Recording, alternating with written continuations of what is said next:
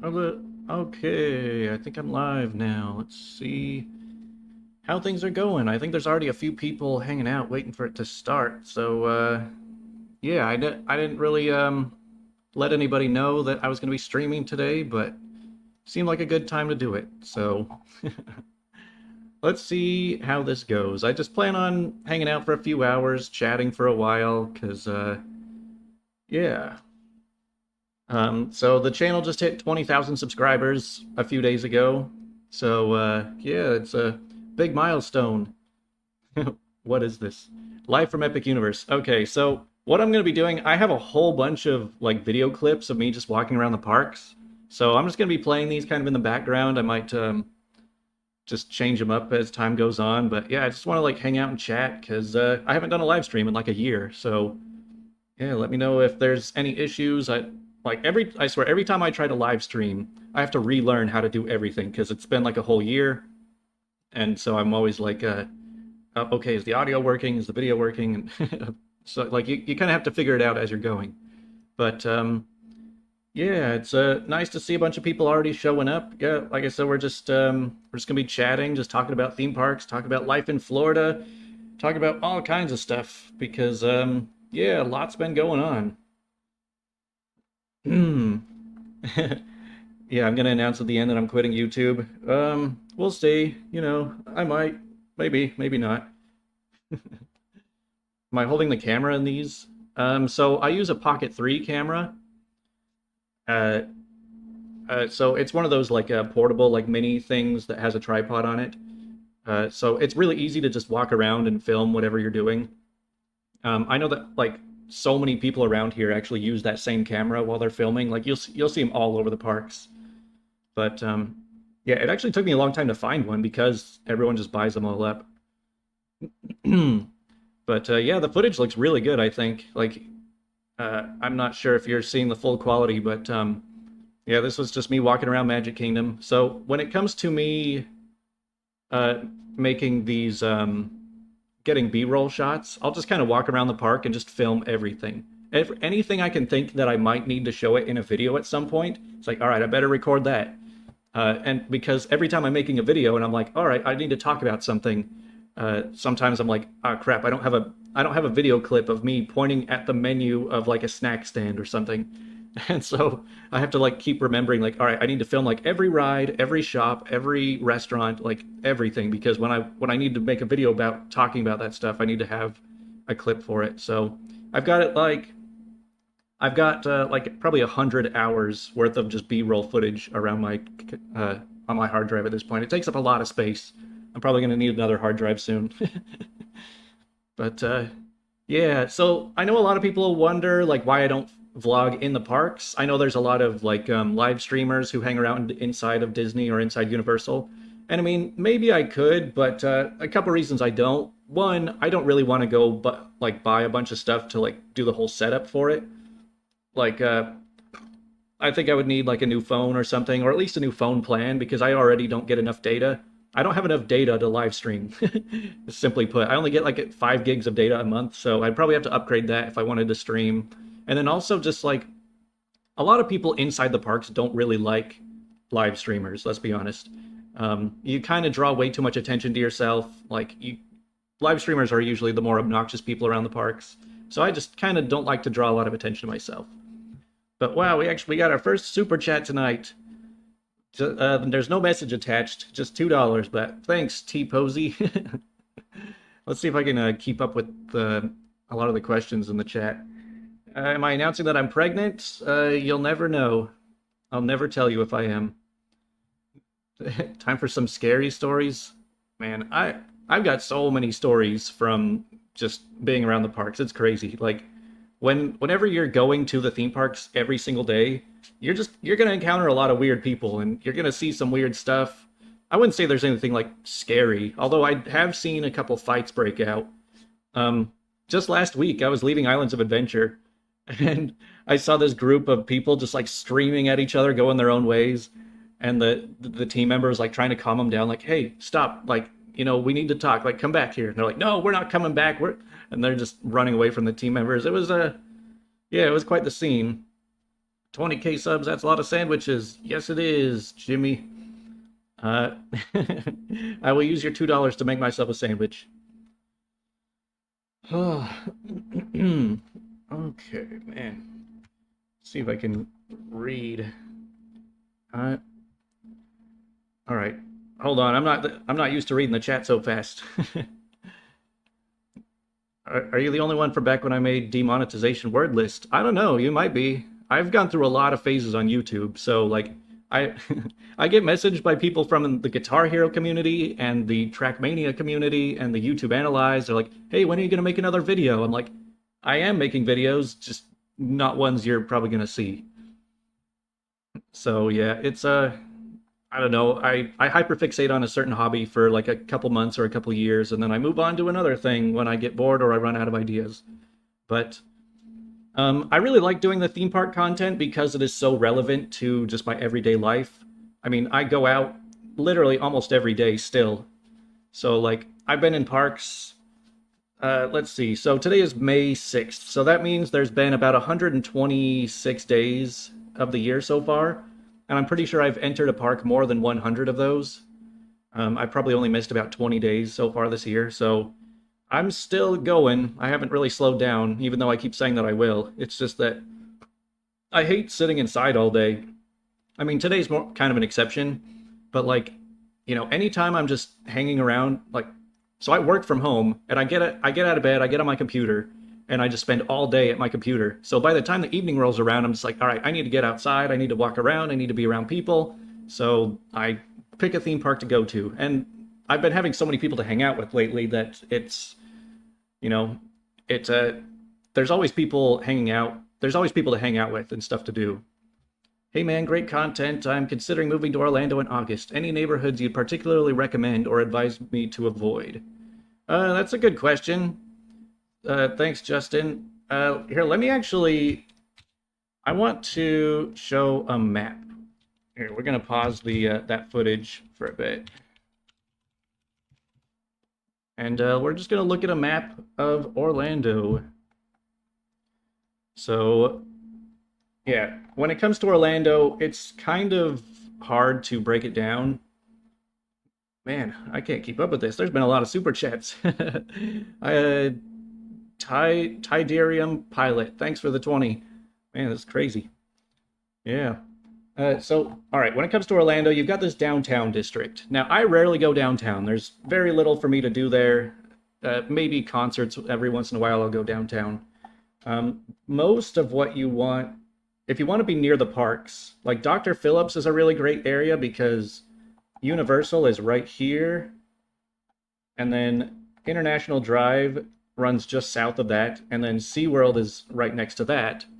So you've got, so if you're kind of in between Universal and SeaWorld, that I think is the best place you can be.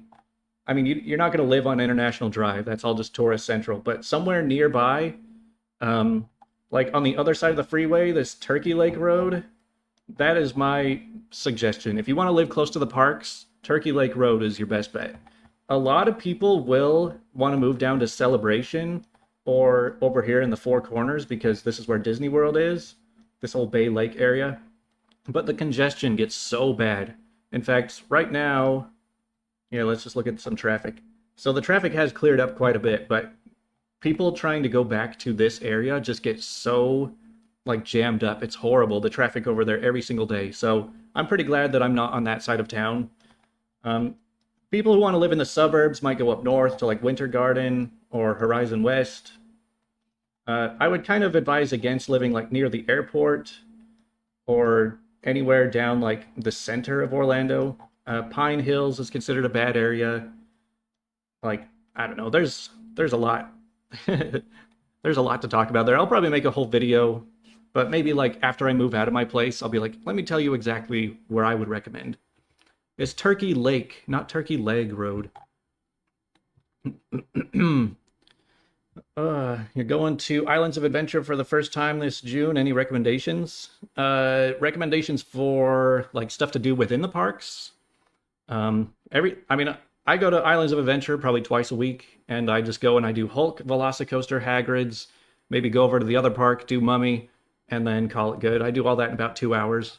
But as a vacationer, I would just go around the whole loop, do all the rides. There's the only stuff you might want to skip is like the water rides if you're not in the mood for getting soaked, or the kids rides.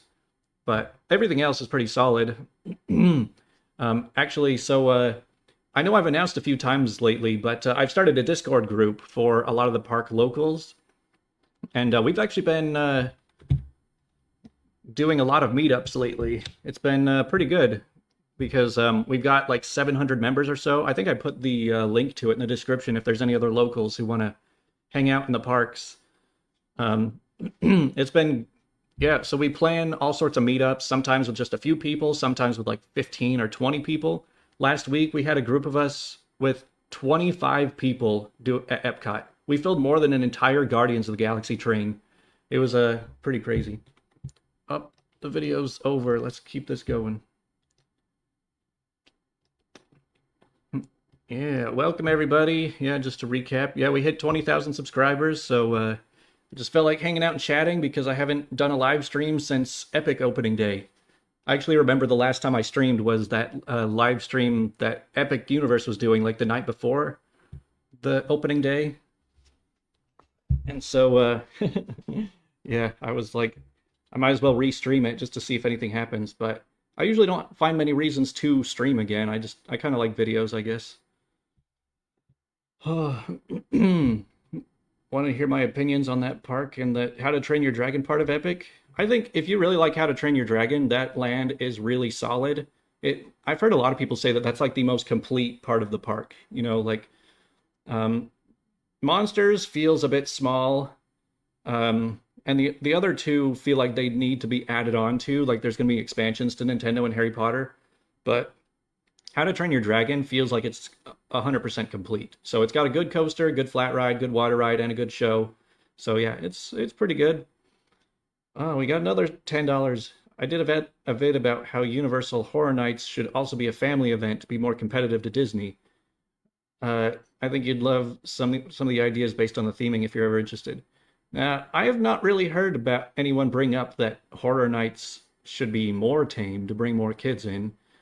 I don't know. I think that Disney isn't really doing anything to compete with Horror Nights. So I mentioned in my last video that it would be pretty cool if Hollywood Studios did some sort of Halloween event. Maybe they could do some like family-friendly haunted houses or something. But I think that Universal really likes Horror Nights because it is the one theme park event that really caters towards a more adult crowd. And I mean, they sell a lot of alcohol at Halloween Horror Nights. So yeah, I don't know that they are going to want to change that up too much. Favorite country in Epcot? I don't know. I mean, I walk through the World Showcase a lot. It kind of just depends on what festival food booths happen around there. Because I don't really, yeah, I don't know that any countries really stick out to me. Maybe France, but that's kind of just because it's the biggest one. How's the music scene around Orlando? I don't know. I don't really go to a lot of concerts. I will be going to a show on Monday, though. There's going to be a death metal band called Archspire I gotta go see again. I haven't seen them in a long time. But yeah, let's see. Did they announce the houses this year for Horror Nights? They've announced one. They space them out. You'll hear more haunted houses announced, like especially in like July. It seems like every week they'll just announce another Horror Nights house. So yeah, it's been kind of a slow year so far. They haven't really announced a whole lot yet. You ran into me at Horror Nights last year. Yeah, that Horror Nights does seem to be the time where I bump into a lot of people who know me. Um, it is interesting because like I'm in the parks year round, like almost every day of the year, but sometimes I will get recognized like every day, sometimes like 3 or 4 times a day, and then other times I'll go like 2 weeks without anyone knowing me. And I think it kind of depends on the time of year because like there's a lot of just casual tourists, like families who'll just take a vacation without doing any research. They're not the type to watch YouTube or anything. They're just taking the family out for the summer. And I feel like those crowds don't really know YouTubers very well. But then when it comes to like opening day of Epic Universe or closing day of a ride or Halloween Horror Nights. That's where all the enthusiasts show up. So it's way more common for me to get recognized on days like that. And I mean, like, anytime I go on like a special event, like a couple days ago was May the 4th. So I showed up to Hollywood Studios, and yeah, there were YouTubers everywhere. I don't know if you guys know the guy For the Love of Theme Parks and Right Down Main Street and Pixie Dust Phoebe, all three of them. I was hanging out with them the other night. So yeah, it's just like if you show up to a special day, you kind of expect you're gonna run into people you know. I grew up in Florida, lived in Orlando, then moved to Utah and work in IT. Reverse of your path. You said that, so you're saying that I did it right, so you want to come back to Florida. Yeah, I mean, I do go back and visit Utah sometimes, and I always feel so weird when I go there. It's just like sometimes it's like, dang, was I just dreaming that whole Florida thing? Like, was this all just did I just wake up or something? It's crazy just like how different my life is here than it was there. D23 predictions? I have no idea. Do we really need more announcements? Like, they've already got too many things on their plate that we're waiting for them to finish. So I don't really care about what they're going to be announcing for 2035. What's your favorite RMC? Steel Vengeance. You know, I love Iron Gwazi, but I still think Steel Vengeance is better. What's your least favorite park? Well, if I visited more parks, I might have more of an answer for that, but I tend to just avoid parks I'm not going to like much. My least favorite park in Florida, I don't know, probably Busch Gardens, Tampa. I like the park, but I also don't. My least favorite Disney park is Hollywood Studios. I don't really like that place much anymore. My least favorite park I've ever been to, probably Lagoon, the park I grew up on. What's your favorite Disney movie? I don't know. I haven't really watched any Disney movies in a long time. Probably like Hocus Pocus or Nightmare Before Christmas. I like the Halloween ones. Make a video called Why Universal Horror Nights Should Also Be a Family Event. Yeah, well, we'll see. Okay, what am I missing here? I'm trying to catch up on the chat. Do you like water parks? Kind of. I go to Volcano Bay. I keep telling myself I'm going to start going to Volcano Bay every week. And then I go once and then I don't go for like 2 months. So, I mean, Volcano Bay is a really good water park. I like it a lot. But it's such a hassle to get in there because you got to park at Universal in their parking garage and then take a bus over to the park. And so it's kind of annoying to deal with. I don't really like going there, but I really love the body plunge slide and the action river. Both of those just feel like a good exercise. When's the pass holder preview for Rock and Roller Coaster? In like 2 weeks. They already announced it. You can look it up. I think it's like May 21st. Yeah, you're quite surprised I have 20K subs. Well, what's crazy is that my channel, all of my videos get more than 20,000 views. So, I mean, my sub count doesn't even really matter that much because I mean, all of my, yeah, I get more views than I have subscribers because a lot of my viewers just don't like to subscribe, I guess, which is fine. I watch a lot of channels I don't subscribe to also. Ooh, Stardust or VelociCoaster. I was at Epic the other day. I rode Stardust 10 times. I 100% think Stardust is better than VelociCoaster. Yeah, that might be a hot take, but just the racing aspect is just so cool. Being that close, like having another train like 5 feet away from you and like just watching the wheels spin right next to you, like it's a crazy experience. Have I been to Carowinds? No, I will be. I do plan on doing a coaster road trip in like maybe next month. I'm going to try and hit up Carowinds, Busch Gardens, Williamsburg, King's Dominion, Hershey Park, Cedar Point, Kings Island, and Dollywood. That's the plan at least. So it might take me like 2 weeks to get through all of them, but I haven't been to almost any of them. I've been to Cedar Point, Kings Island, that's it. Okay. What's the best ride to start with at Epic? Well, it kind of depends on if you have like early entry or something. Just go to whatever you can. If you can beat the crowds to Donkey Kong or something, then I would go there first. If if crowds were not a factor at all, I would just say go do Stardust. Stardust is like the best thing to open your day with. Do you need a social media manager? Man, you don't know how many emails I get about that. Like whenever your channel starts to take off, you start getting so many weird emails from like these foreigners and like these Indian people who are like, "Hey, man, let me come manage your channel or pay me to make thumbnails for you." And I'm like, "That's okay. I know what I'm doing." Cheetah Hunt or Hagrid's? I get a lot of hate for this, but Hagrid's just does not do that much for me. I don't know why. Everyone talks about Hagrid's like it's the greatest coaster ever, but I'm like, it's not that thrilling, and it feels like it just never gets going. You know, like it launches you and then it stops you, and then it launches you and stops you. And it's like it's so stop and go that I don't know. I just get like kind of bored with it. Like the best part is the very end when you get the big launch, but by then it's already over. So I might actually say I like Cheetah Hunt more, as crazy as that sounds, but I like Tron more than both of them. And I know a lot of people hate on me for that. Is this my B-roll? Yes. So I just have a whole bunch of B-roll clips. In fact, let's switch it up. Let's play some other videos. Like here was a clip of the very last day of the riverboat. So this was last July. Like I think this was like a couple days before the riverboat went away. So I was there on one of the very last days. I mean, I've got tons of clips from like every park. In fact, here, I'll show you some footage I took at Epic Universe the other day. Yeah, so well, we'll walk through Burke for a little while. Do you think Epic will ever get a fireworks show? I mean, they're already trying. They've been testing it already. I saw it from my house a couple weeks ago. Can you make my screen bigger? You want me to be bigger? Yeah, I guess I am the more important part of the stream than the B-roll. There you go.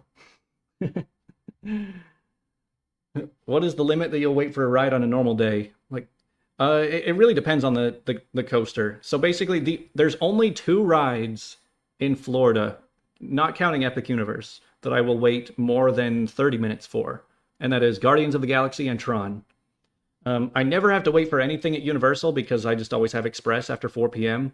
So it's I don't even look at wait times when I go to Universal, I'll be honest. Like I just show up after 4, I just use my Express to just do every ride once and then I'm good. I don't wait in line for anything.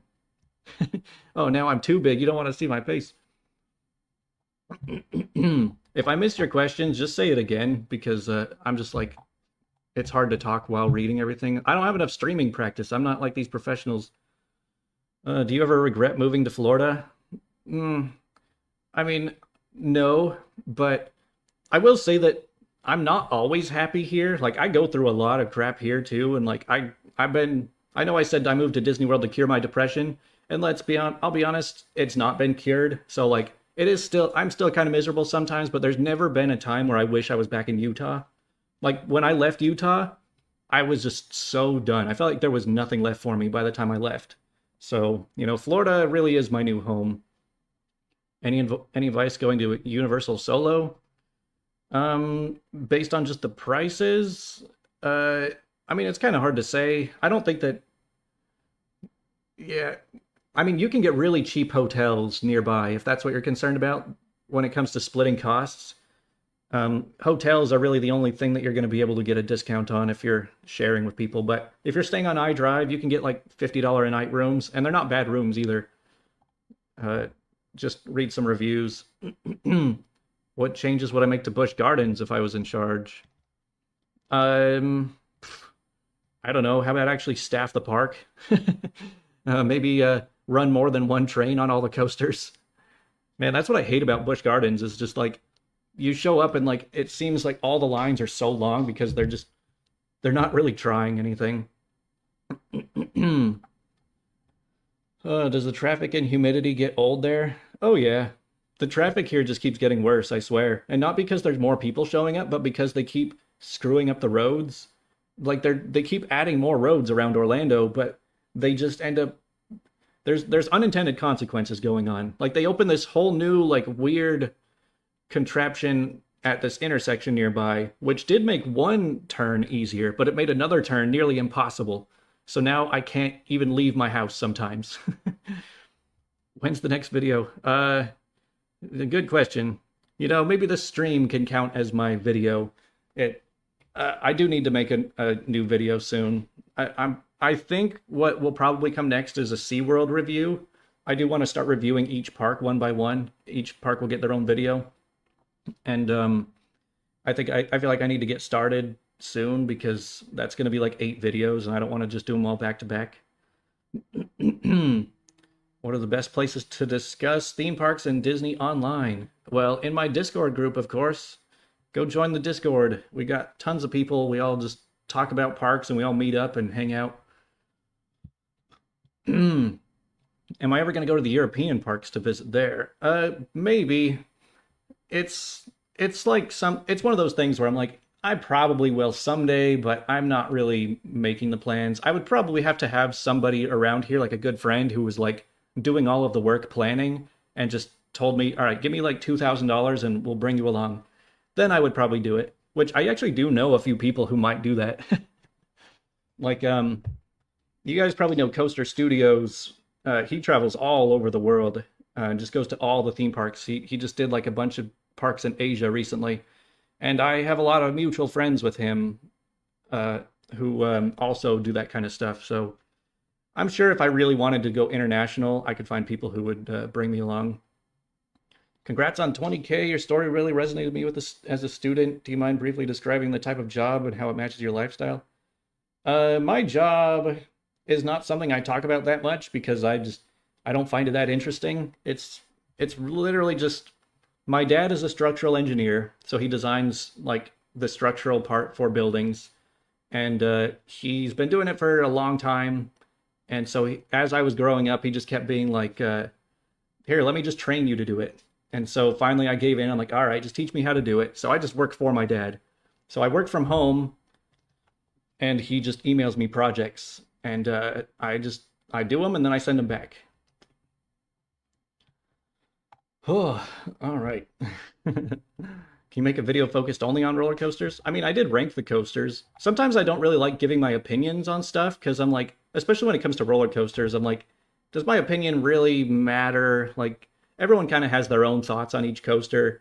And so I'm like, I like giving more objective information than my opinions on a lot of things. Like if I have good reasons to say that something is good or bad, then maybe. What's your girlfriend's favorite park? Don't have one. This why you don't cover park updates like construction for Disney and Universal? Well, the thing is, every time I make a video, I like it to be a very, like, big deal. You know, every video I do is, like, a pretty big topic with a lot of stuff to cover. And whenever it comes to construction updates, it's kind of just a lot of little things. And I feel like all those little things just get covered by other people. So I'm just like, I don't really have anything to add. If you really need to follow, like, the construction updates, just go watch, like, Theme Park Stop. They seem to be better about that. I mean, if there's a ton of stuff going on all at the same time, then I'll make a video about that, which I did recently. So I made the whole video of like, is it worth visiting these parks this year because there's just so much construction going on?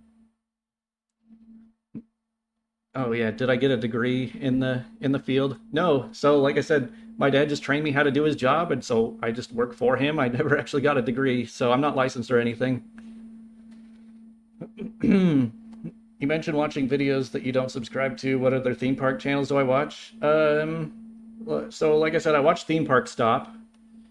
I've kind of stopped watching a lot of content because a lot of times I'll see their video pop up and I'm just like, I already know what they're talking about. When there's somebody who's like, oh, check out this like new updates inside Universal, or look at these construction walls, I'm just like, I already know exactly what that's about. Like I've already seen it in person. I don't need to hear them talk about it. So like a lot of the vloggers, I watched a lot before I moved to Florida because when you don't live around here, it's fun to watch the vloggers because you get to sort of like live in the parks through their videos. But I don't need to do that because I could just go to the parks every day anyway. But yeah, I do like the Pew too. I like Kevin Heimbeck. Vincent Vision's pretty cool. For the Love of Theme Parks, he's a cool guy. I've been hanging out with him a little bit sometimes. Coaster Studios. I don't hate anybody. So if I didn't mention them, nothing against them. Oh, Expedition Everest or Big Thunder? I actually haven't been on Big Thunder since they reopened it a few days ago. Something keeps coming up.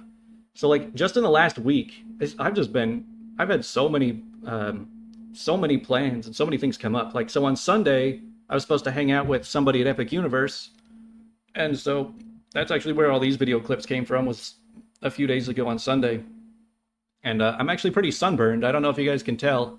I've got some pretty nasty tan lines because I was out at Epic all day, and it was pretty cloudy, so I didn't think I would be in danger, but I guess I was. But then, like Monday was May the 4th, I think, so I went to Hollywood Studios just for that big party. And then yesterday I was hanging out with a friend over at Universal. So it's like every day there's something going on. So that I've been meaning to do this live stream for like 2 weeks, but just every single day stuff just keeps coming up. Please stop vlogging. Yeah, I do know that guy. I watch him sometimes. He's all right. I know he's talked about me in a few of his videos too, which I think is kind of funny. Yeah, Farmer's Tan. Food and drinks I'd recommend at Universal. So the one thing I always like to get at Universal is the pizza tots at Islands of Adventure. People always rave about the pizza fries at Horror Nights, but like the pizza tots are better and they're available year round. So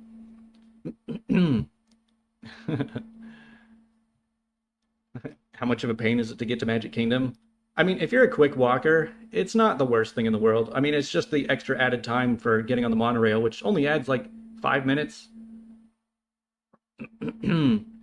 Yeah, why is Epic so hot? I don't know. It feels like the hottest park to me too. And I mean, just look at this. Just look at this footage I'm showing right here. Like, there's just huge, wide open pathways with like nowhere to hide. Which park is the easiest to get into? SeaWorld. Yeah, like SeaWorld, the parking lot is smaller and it will take you right up to the front, so it's really easy to just park and then walk right in, especially with a pass. So if I'm looking for a really quick trip, I mean, I'm only 5 minutes away from SeaWorld, so I'll just drive up, walk to the back of the park, do Mako 4 times, and then leave. So, do my siblings like Disney? I don't know. I will say that my family does not seem to be that big into theme parks. And that's probably why it took me so long to get into theme parks because, you know, it's a really expensive hobby to get into. And so when you're a kid or a teenager, you kind of have to rely on your family all wanting to go on a trip together. But since my family was never that into them, our family just didn't really take a lot of theme park trips while I was growing up. And so it wasn't until I was in like my mid to late 20s that I was just like, you know, I have my own money now. Maybe I should go explore. Oh, hey, we got For the Love of Theme Parks. Come to visit. Yeah, it was fun to hang out with you the other day over at Hollywood. I do need to meet some more of the vloggers around here. It does seem a little weird that, like, I'll be there. We all kind of know each other. We recognize each other, but I don't really talk to a lot of them while I'm out. Did I get to do the new Buzz Lightyear? I did it during cast member previews. I had a friend who works at Disney who invited me to go for the cast member preview day. So I did go that day, but I haven't been since then. I keep meaning to. Man, yeah, I'm missing Buzz Lightyear and Big Thunder. I still need to get on. It's been, it's, like I said, I've been busy. Just too much going on. Do you think an open hub would ruin Epic Universe? Oh, for sure. I hope they never do the open hub, like just letting people into the central part of the park while charging people to like go into the lands. Like that just doesn't make any sense to me. I mean, they've never actually announced that that's their plan, but I really don't want there to be any sort of like scanning going in and out of lands. Like that's just too much of a hassle. What's your opinion on the California parks? I think they're pretty good. I mean, Universal over there is kind of not so great compared to the Orlando one. But Disneyland is really good, and Magic Mountain is really good too. It's just that they're so far out and kind of hard to get to that it's not as easy to just make like one single trip for all of them.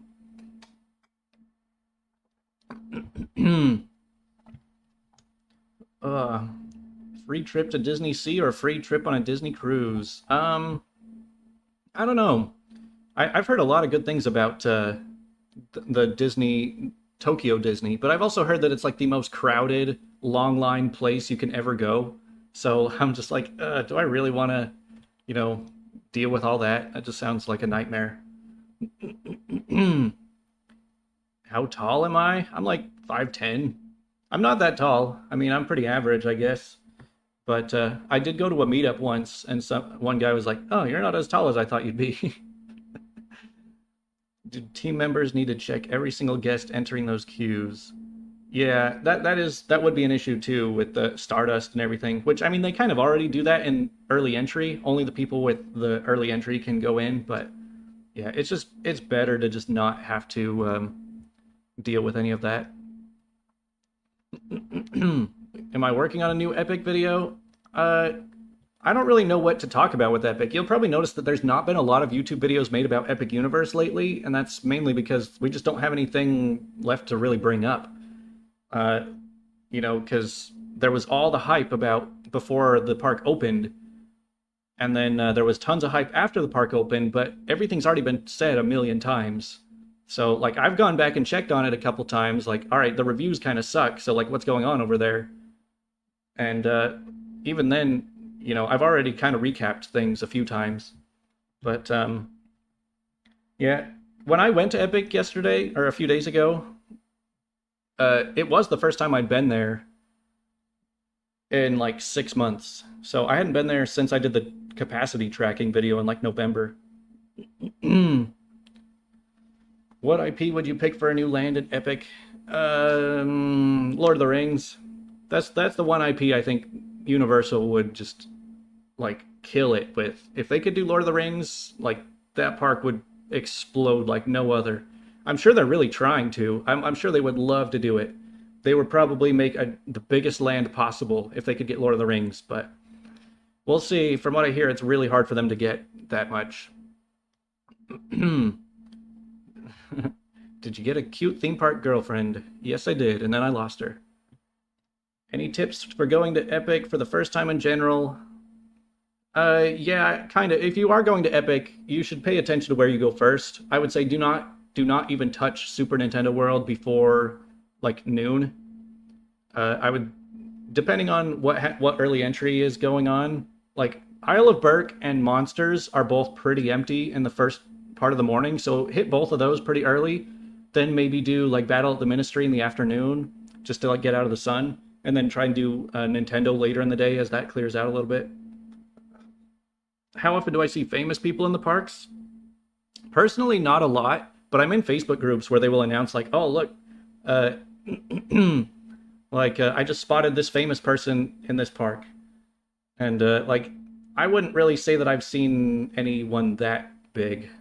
I saw a guy called Corpse Grinder once. He was like, he's a death metal singer. He hangs out at Busch Gardens a lot. What do you do outside the theme parks? Not much. I mean, I sit at home playing video games or just going for a walk, but pretty much my whole life is either just working or going to the parks and then just coming back and resting. Do I drink? I actually do not drink. That is one thing that I thought was really odd about myself, but I keep meeting a lot of other people around here who also don't drink, so I guess maybe it's becoming more normalized.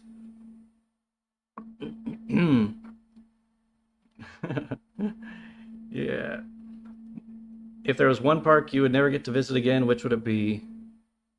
Wait, I don't really understand that question. You mean like if I had one day left in Orlando, could only go to one park? I don't know. Hey, yeah, see, you know who Corpse Grinder is.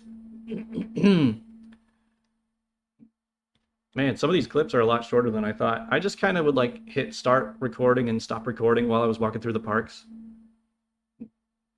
How many steps a month do I log? See, I do not track my steps. And there's a reason for that. I know so many people around here are always tracking their steps. And I'm just like, I'm already autistic enough about so many different statistics about myself that like, I just don't really need another thing to track. So it's like, it's better.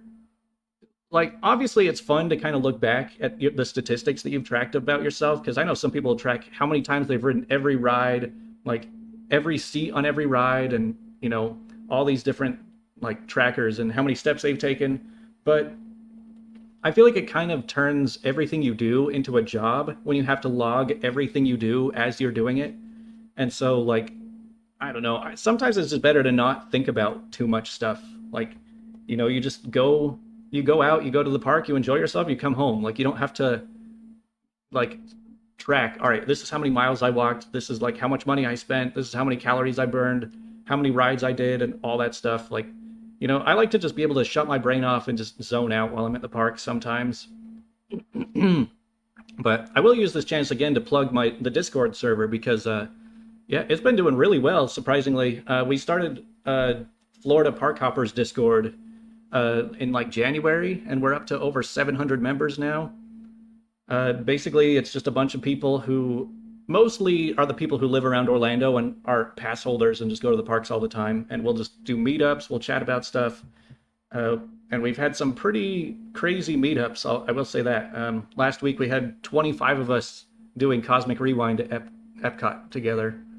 So yeah, it's great if you're looking for people to hang out with. All right, let's get off of Epic Universe, or like maybe we'll find something more interesting. I'm gonna look through some of my video clips and see if I can find anything unusual here, because I know I have.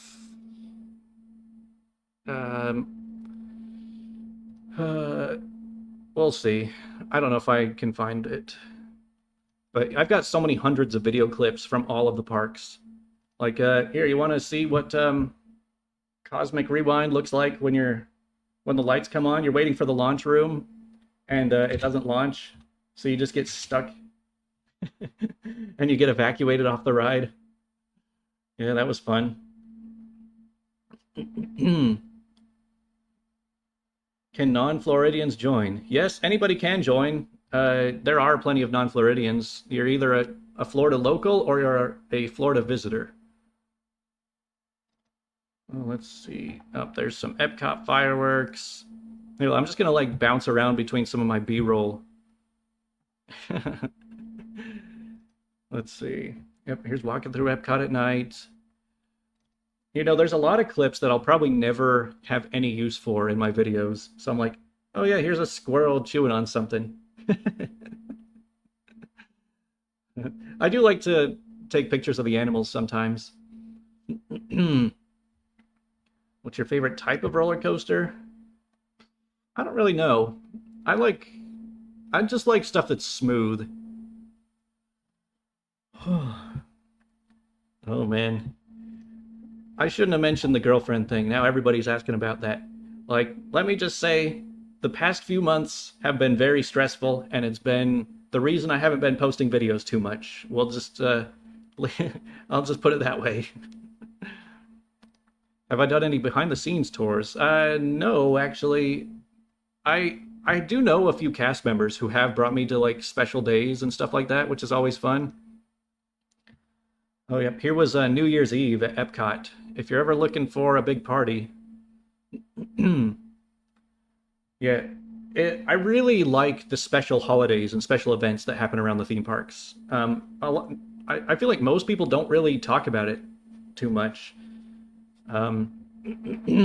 But yeah, like, so I mean, obviously the theme parks themselves are great. All of the rides are fun and everything, but I really like the special holiday events like Mardi Gras, Horror Nights. Like, this was New Year's Eve. Here's also New Year's Eve. Like, it gets really crazy around there.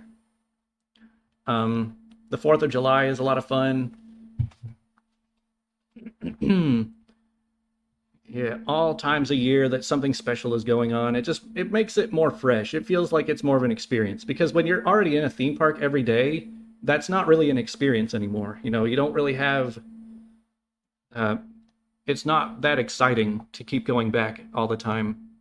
But whenever it's like special events, then it suddenly becomes more exciting again. Epcot New Year's Eve is too expensive to go. So funny thing about that, so I don't actually have the Incredipass, which would get you into New Year's Eve, but I did go to Mickey's Christmas Party in early December. It's like a separate ticketed after hours thing.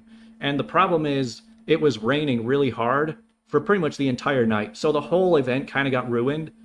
So to make up for it, they decided to give everybody one free park hopper day that could be used any day. And so I used that one free park hopper for New Year's Eve. So, I mean, I was only in Epcot for like 4 hours, but it was like, well, I mean, it was a free ticket, kind of. So it was pretty cool to be able to go for a special event like that. Although on 4th of July, my pass does get me in for the 4th of July. And that was also a really cool day. Let me see if I can find the footage of that. Oh man, I've got way too many video clips.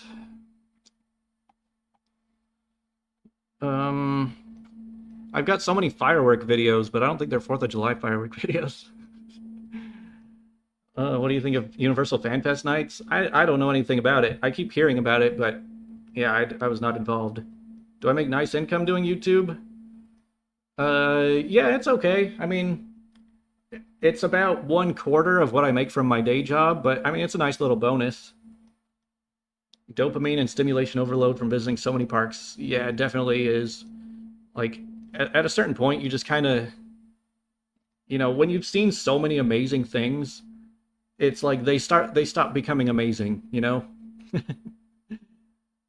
Are these videos from a phone? A lot of these videos are from a phone. Here, I'll show you. So that's phone footage. This was, so this video right here is from SeaWorld on my phone. And my phone doesn't do so well in the dark. But then here's a clip with the Pocket 3 camera, which it gives way better video quality. Do I ever look at the resorts? Kind of. I haven't really done it recently. Probably the only resorts I like to walk around is the boardwalk, because it's just right next to Epcot. I don't really go out of my way very much to go explore the hotels or anything. But, maybe I'll get around to it at some point. It's just that, like, a lot of hotels, even if you want to explore, there's not much to see. Like, I was waiting for somebody at the TTC like a month or two ago, and I was like, I'll just go walk around the Polynesian because I've never been there before. And like, it's a cool spot, but you walk around for 15 minutes and you're like, all right, I guess I've seen it all. Unless you're going to a restaurant there. Let's see. I wonder if I even took video while I was there. Doesn't look like it. I don't have any clips of that.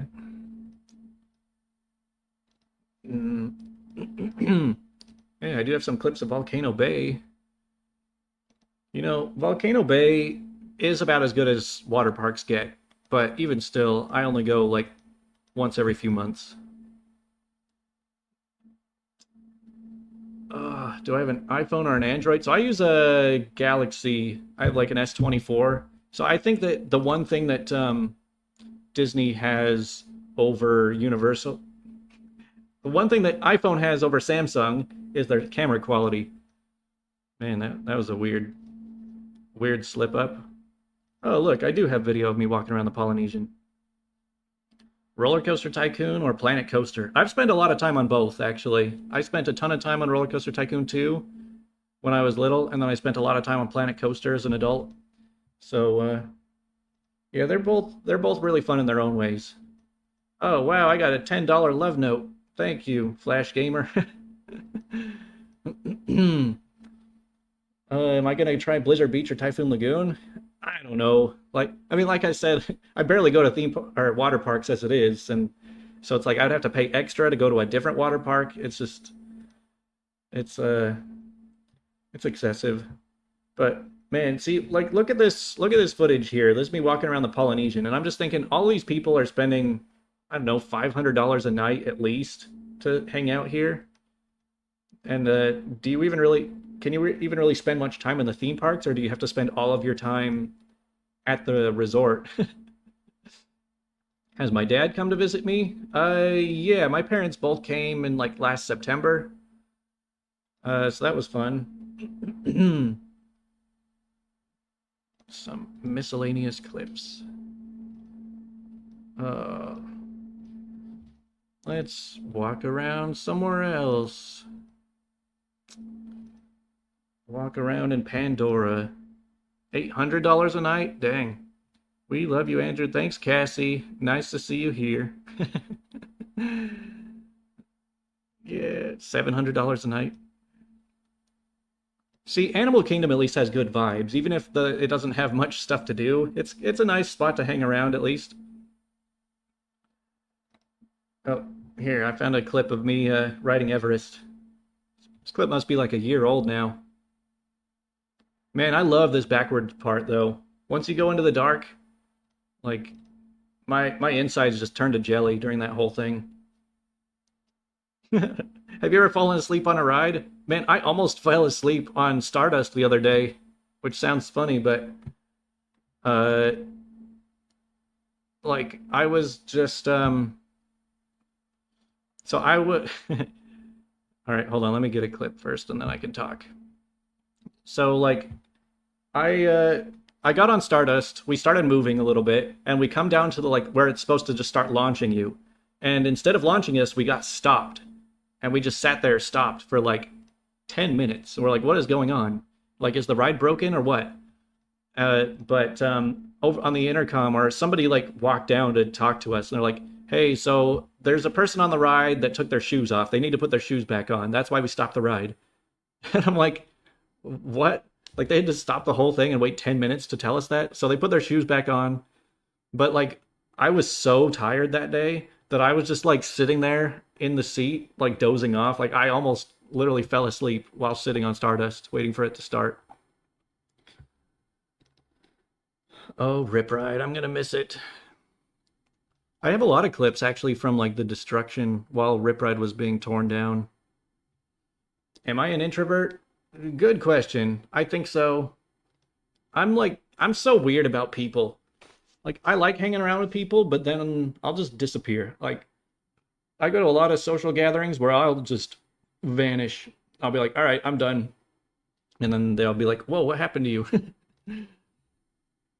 Oh man, there's a Rip Ride stuck on the lift hill. People and I have to sit there in that awkward position for a long time. Have you ever been on a date that went wrong at one of the parks? Not really. I mean, the worst dates I have are just where it's like pretty awkward and we're just not really talking much. Okay, here's a clip of Rip Ride getting torn down. I'm gonna miss that ride. Yeah, it's an Irish goodbye. It's crazy because like I said, because of the Discord group, I know so many people now that almost every day I go out, I bump into somebody I know in one of the parks, which is crazy when there's thousands of people around. But like, I'll just start walking up behind them, and I'll just like, they won't even notice that I show up, and I'll just ask them a question like, "Whoa, when'd you get here?" And I'll just hang out with them for like 5 or 10 minutes, and then I'll just disappear, and then yeah, they never knew I was coming. They never knew I left. More Rip Ride. Uh, let you know when I need a guide for Carowinds. Yeah, we'll see. I mean, I already bought my Carowinds annual pass just because it'll get me into a lot of the parks I plan on doing for that trip.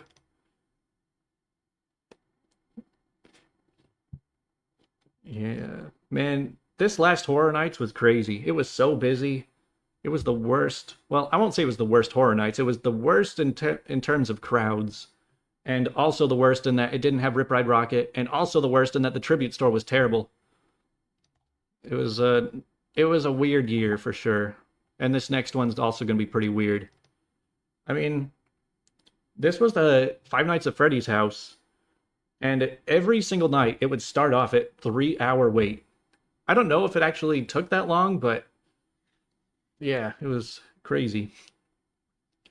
Hey, yeah, we got a lot of the Discord people in the live stream. See, this is one of the reasons why I waited so long to do this stream, is because you guys keep doing these big park meetups every single night. So it's like if there's a big meetup and I go, then obviously I can't stream. But if there's a big meetup and I don't go, then I also can't stream because all the people who are going to watch are at the parks. Oh man, Mardi Gras, that's another really fun time. Like, I always say that Universal Studios sucks because the rides suck, but they do some good holiday events. And everyone only talks about Horror Nights, but Mardi Gras, Mardi Gras is fun. I went to so many of the parades and caught so many beads. Let me see. So yeah, like every day they do this parade where all the people on the floats will just chuck beads out and you just catch them. And I found like the perfect spot. So like every parade that I went to, I was getting like over 100 beads. So now I have over 1,000 lying around that I do have plans for in the future. So just came in. Are you still happy that you moved here? Yes, Anak. Or Anna C probably. Yeah, it's been good. Living in Florida is it's a big adventure, that's for sure. I mean, I am amazed that I keep finding ways of making the parks interesting. That that is something that you really have to get good at because, like going to the same places every day, it gets old, like let's be honest. So I'm really glad, like I said, with all the holiday events that changes things up, but I've also just been hanging out with so many different people. Um, for my first like 6 months, I was in the parks solo like 95% of the time. I mean, almost every time I would go out was just by myself. But nowadays, it seems like I have somebody to hang out with almost every time I go out. Oh, yep, there's the very last float. How do you get to be on the parade? So I actually did ride the parade once. So there are ways you can sign up for it online, but those usually like book up super fast. So I wasn't able to get an online sign up. But if you show up the day of, like in the afternoon, you can just walk up to a spot and get a ticket. And then if they have room for you, then they'll let you ride. So it's just first come, first serve, kind of. And then they just put you on the float, give you a few hundred beads, and then you just start throwing. It's pretty fun. I really like being on the float even more than watching it. Man, man, you're asking about all the holidays, huh? Halloween, Valentine's Day. I mean, yeah, I'll do what I can for holidays. I would say I don't really dress up for Halloween because I don't really go or anywhere, do anything for it. So I don't know. I do like dressing up if there's a reason to, but if I'm not going anywhere, then no point in just dressing up to sit at home. Have I thought about going to New Orleans for the real Mardi Gras? I almost did this year, kind of, but I don't know. It's not really something that I would be that into, I don't think. It's not really my kind of scene. I don't drink, so have I become friends with any of the other Disney vloggers? A little bit here and there. I mean, For the Love of Theme Parks was in the chat. I don't know if he's still watching, but I was hanging out with him a couple days ago. I do need to meet a few more. I think I just need to show up at all of the opening days and actually get talking to the other vloggers while I'm there. But see, this was a clip of me just following the end of the parade at Mardi Gras. This might have been opening night. Wait. Huh. Uh, Speaking of vloggers, Dev is right in front of me in this video. I didn't even know that. Okay. But this also might have been the day that I met For the Love of Theme Parks that same time, like actually at the end of this video. So yeah, I do run into all the... Yeah, he's still here, see? Yeah, see, Ryan, this was the night I met you, I'm pretty sure. I was following the parade towards the end, and then... Like, here, let's skip ahead. Towards the end, right here, you walked up to me in the middle of this crowd, and then I hit stop recording. So, yeah, that's funny. Funny how all this lines up. I was just clicking random clips. Yeah, that's where we met, right there behind the alligator float. How old am I? I am 31. It's kind of funny. Once you're over like 21, you kind of just stop paying attention to your age, I think. So it's like, I don't know, another year keeps going by. Yeah, yeah, you interrupted my very important clip, and then I just hit record again. I mean, when it comes to my B-roll, I've got interruptions in so many of them, but I just I just pick whatever I need and then throw it over whatever I'm talking about. Oh, I'm a baby still, 31. Man, I don't think I'm that young. Was I an A+ student in high school? Man, that was like another lifetime ago. I don't know. I don't remember high school. That was That was part of my Utah life. I'm in Florida now. I forgot everything about my Utah life. Did I go to college? Not really. I mean, I went to a little bit of community college for like a few semesters, and I was like, this is pointless. So I stopped. Uh, my favorite band is ABBA. Well, I actually did see ABBA at Epcot a couple months ago. They're all right. I mean, as far as that genre goes, they're not terrible. Did I ever meet Adam the Woo? I did not personally talk to him at all. I did see him a couple times. I spotted him at Disney Springs with Tim Tracker a couple times, actually. But no, I did not get a chance to meet him, unfortunately. You managed to meet me during the final day of Rock and Roller Coaster. Yeah, that was a fun day. Yeah, whenever it comes to opening days and closing days of things, all of the enthusiasts come out. It's a lot less of just casual tourists showing up. So it, yeah, I do get recognized a lot more on days like that. Man, Kuzak, you want to know everything about me, don't you? uh, well, let's see. My future plan for the beads, I'm probably going to give them out at Horror Nights. Do I wear hats and sunglasses? Not really. I like to just go bare. I don't like to have extra things that I got to put away on a ride. Do I watch any series? Not really. I don't watch TV. I watch YouTube. That's about it. Hmm. If I had a chance to add one roller coaster to one park, what would we build? Well, I do think that we really need a Giga coaster around here, and I know that Busch Gardens is probably the most likely to get the Giga coaster, but I don't want to go to Busch Gardens for that. Just put a Giga coaster at SeaWorld. Come on. Let's get a Giga coaster at Magic Kingdom. Actually, that would fit that park really well. Let's get a Top Thrill Dragster at Magic Kingdom. Am I good at saving money? Yeah, very much. I don't spend money on anything. The funny thing about that is that, so when I was like 19 or 20, I was so poor. I had like no money. I could barely afford to live. I got really good at being very frugal, and I barely spent money on anything. But then over my 20s, now I make quite a lot more money than I did when I was 20, which is good. But I still have that mindset of like, oh, I need to save every dollar. Like, I can't get a bad deal on anything. I don't want to waste money on anything. So my bank account's just been piling up higher and higher. Or while I'm still just like, oh no, I don't want to spend $20 on dinner. That's crazy. uh, what's my social security number? I'll let you know in person. You know, I don't want to tell everybody, but I'll tell you. Are you excited for the Jack and Oddfellow house? I guess. I mean, I feel like every Horror Nights house is decent enough. There's rarely ones that really stand out to me. What's the word on Epic being out of the AP? I don't know. I keep hearing everything. Some people say APs are still years away. Some people are saying that it's right around the corner. It's all just a guessing game. But I mean, you can still buy, even annual pass holders can still buy Epic tickets for the rest of this year. So that's kind of a bad sign, I think. Yeah, retire early. See, I save so much money, and like people think that I'm like blowing money by going to the theme parks every day, but it barely costs me anything to live here. I mean, my living expenses are less than $2,000 a month, and then I pay like maybe 3K per year on just the theme park passes. So that's like 200 something dollars, maybe $250 a month for just the theme parks. But still, like, that's a little over $2,000 a month just to live. And then I make more than that. So, how can you be my girlfriend so we can go to parks together? Well, you have to live in Orlando. So there is that. Favorite park?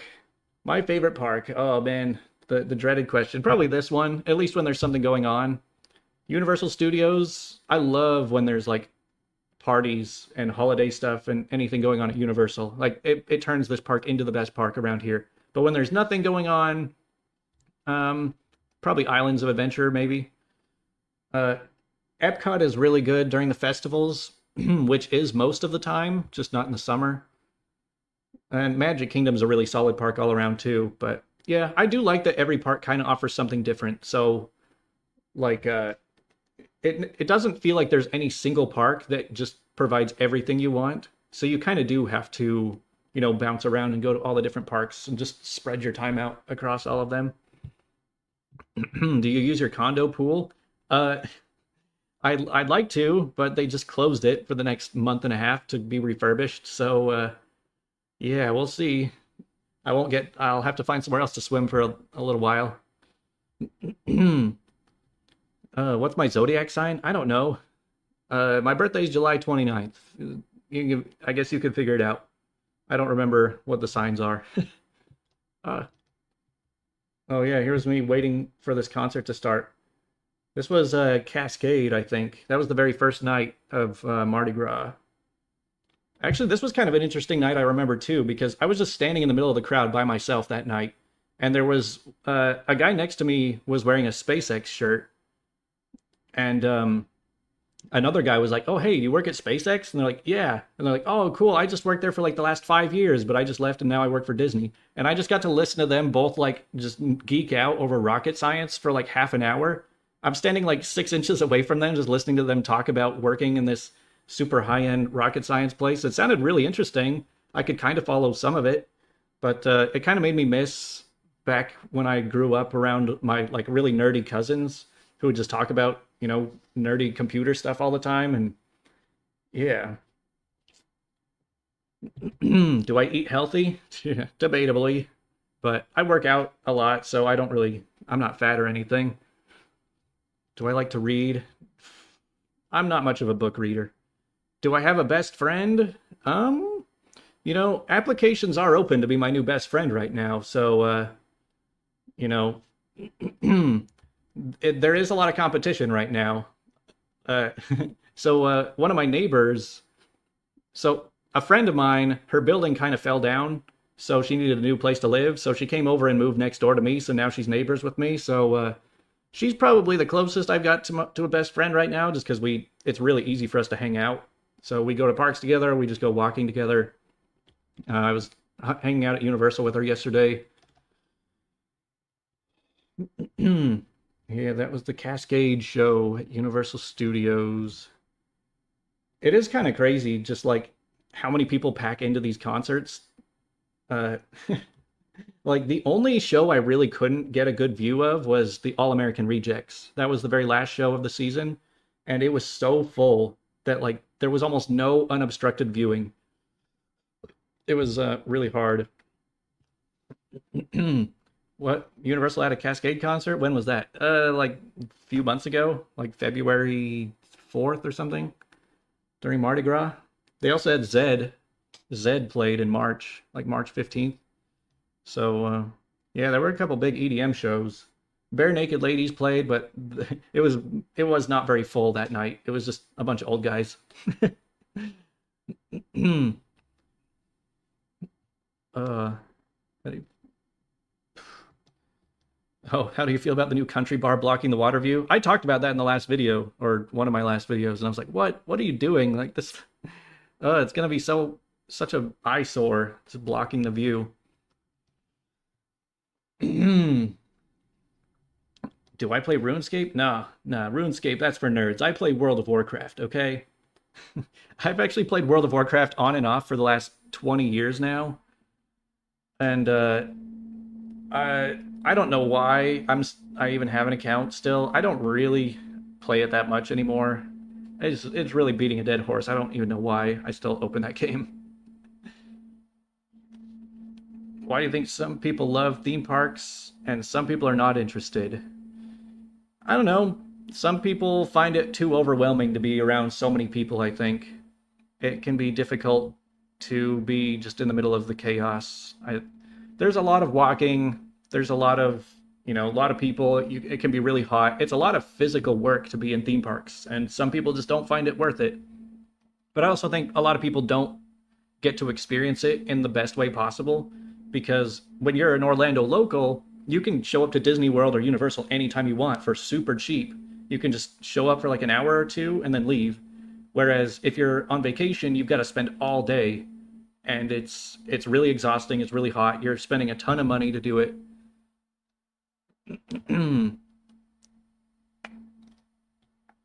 Oh man, let's look at some of the clips from Rip Ride Rockit closing day. Iron Gwazi or VelociCoaster? That's actually a really close one. I might have to say I think Iron Gwazi is more entertaining than VelociCoaster. Man, I feel like I rip on VelociCoaster a lot. In fact, I rip on Islands a lot because I think Stardust is better than VelociCoaster, and I think Iron Gwazi is better than VelociCoaster. Oh man, look at this old ride. This is what we're missing out on. I do think that the Fast and the Furious coaster will be good, but it's just not going to be the same. The thing about Rip Ride was that you had this chain hill, this lift hill that took you all the way to the top. You had so much time to look around. You could see City Walk, you could see Icon Park. Like, you had such good views from the top, especially at night. But the next one's just going to be a launch coaster, so you'll get like no time to sit at the top. And then also getting to pick your own song. Like, I picked Darude Sandstorm every single time, like 99%. There were a few times where I tried other songs, but then I went back. What are your thoughts on the merger between Six Flags and Cedar Fair? I don't know. I haven't really experienced much of the downsides of that so far. I did buy a Six Flags season pass for this year, like a premium pass or whatever it is.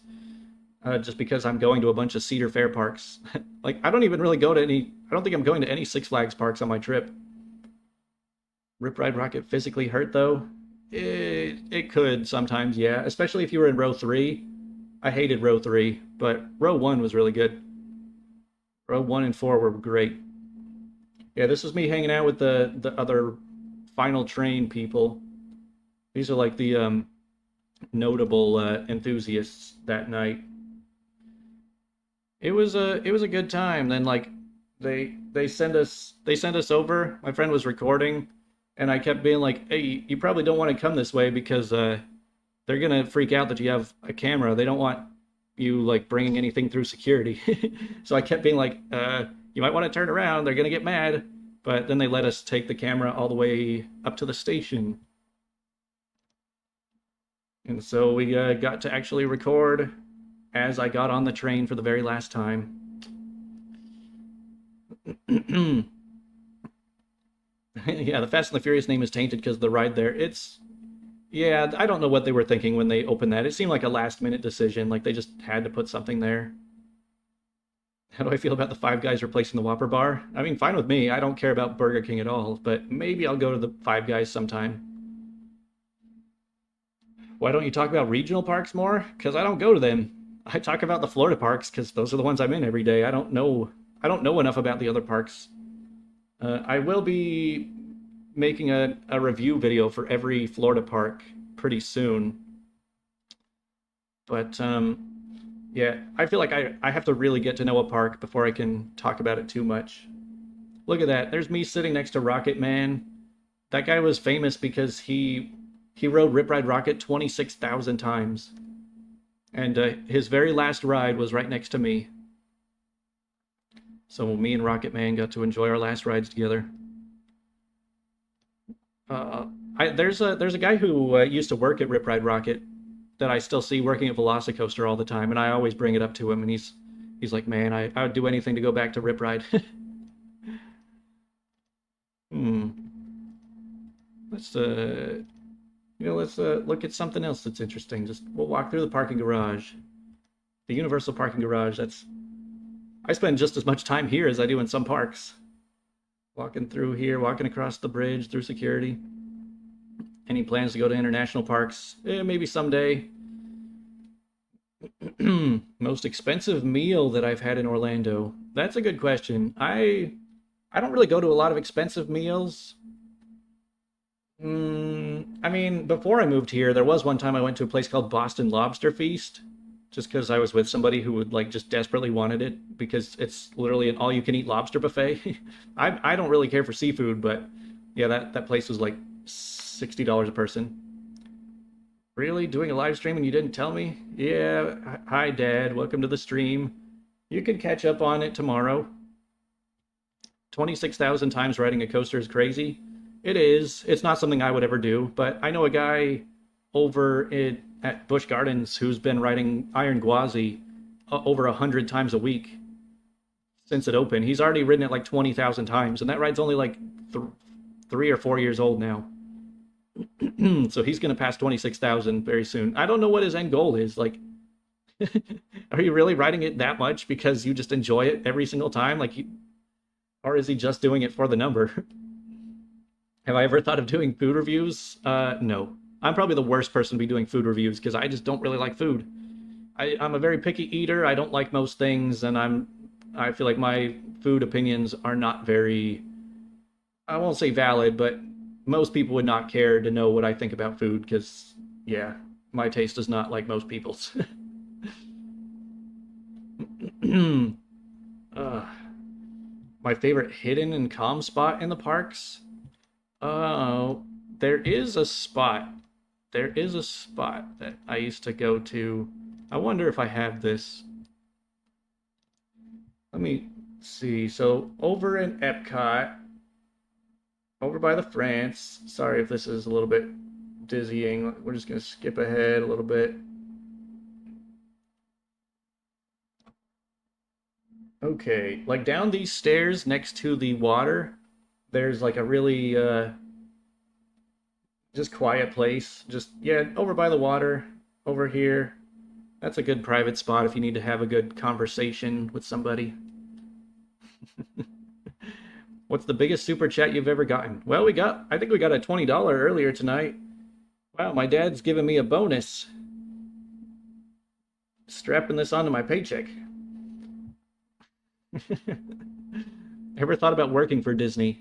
That thought has come into my mind plenty of times, but I don't think I ever will. At least not as like just a park employee. I mean, if Disney reached out to me and they're like, "We want you to work for our media team," being like helping us with marketing, like I probably would say some yes to something like that. But as far as like just being a park employee, I already make more money not doing that, and I feel like I wouldn't. It would make me start to hate the parks if I was showing up to do it that way. Actually, the only reason I would work in the parks, I have considered um, getting a job, maybe just for like horror nights or something, is just to hang out and meet other people. Because I feel like that would be a really good way to make a lot of friends around here if you just work at the parks. I know the Disney College Program kids definitely make a lot of friends over in their little cliques, but a lot of the Disney employees are like 20 years old, so I think I'd be kind of old compared to most of them. It was kind of funny because when I went to Disneyland, I was really shocked because a lot of the employees at Disneyland are like in their 50s or 60s, and I'm like, wait, that it just occurred to me that that's very unusual at Disney World because almost everyone in Florida, all those employees are like in their 20s. Oh, whoa. All right, my dad wanted to be the biggest super chat. There, I wanted to be the biggest super fan. All right, you hold the high score now. Thanks, Dad, for the bonus. What's uh oh yeah, the what about just being a scare actor? I I've talked to some people who've done scare actors. I don't think I could ever do it. It seems like the most repetitive and tedious thing you could possibly do, where it's just like, all right, you push a button, like you step on a switch to make the a big crashing sound, and so it's like you step on it and you pop out and do your thing, and then 5 seconds later you pop out and do it again, and then 5 seconds later you just keep doing that for like hours on end. I know that they do it in shifts, so it's like 45 minutes on, 45 minutes off, but still 45 minutes of doing the same thing over and over again every 10 seconds. I don't think I could last a single night doing that. That would get so tedious. And then there's other haunted house places like at SeaWorld or Busch Gardens or elsewhere where you actually use your own voice and you're talking and you're interacting a little bit more. But that seems like something I would even less want to do. Hmm. How much money do I make from YouTube? Uh, See, the problem with me going full time is that I would probably have to be getting about 4 times more views than I am now to make enough money full time. And the problem is, it's not that I don't have time to make more videos, but there's just not enough content out there for me to keep producing and continue getting that many views.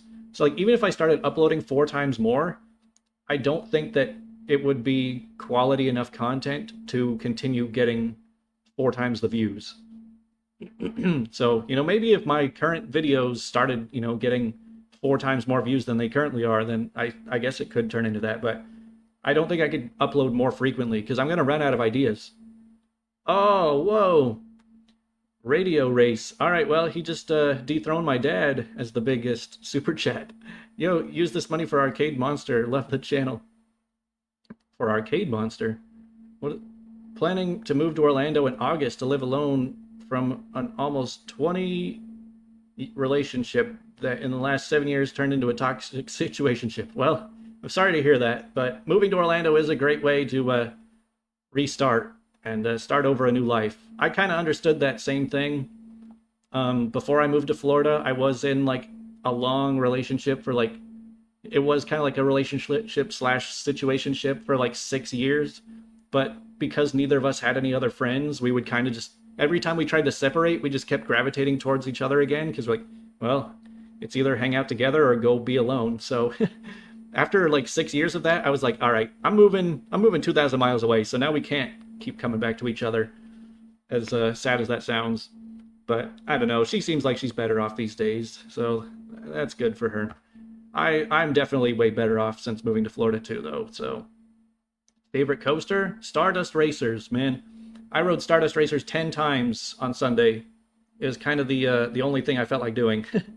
Every time I go back to Epic, I'm just like, I'm not, like, some of the rides are still good. I'll still do Monsters and Ministry and maybe Mario Kart.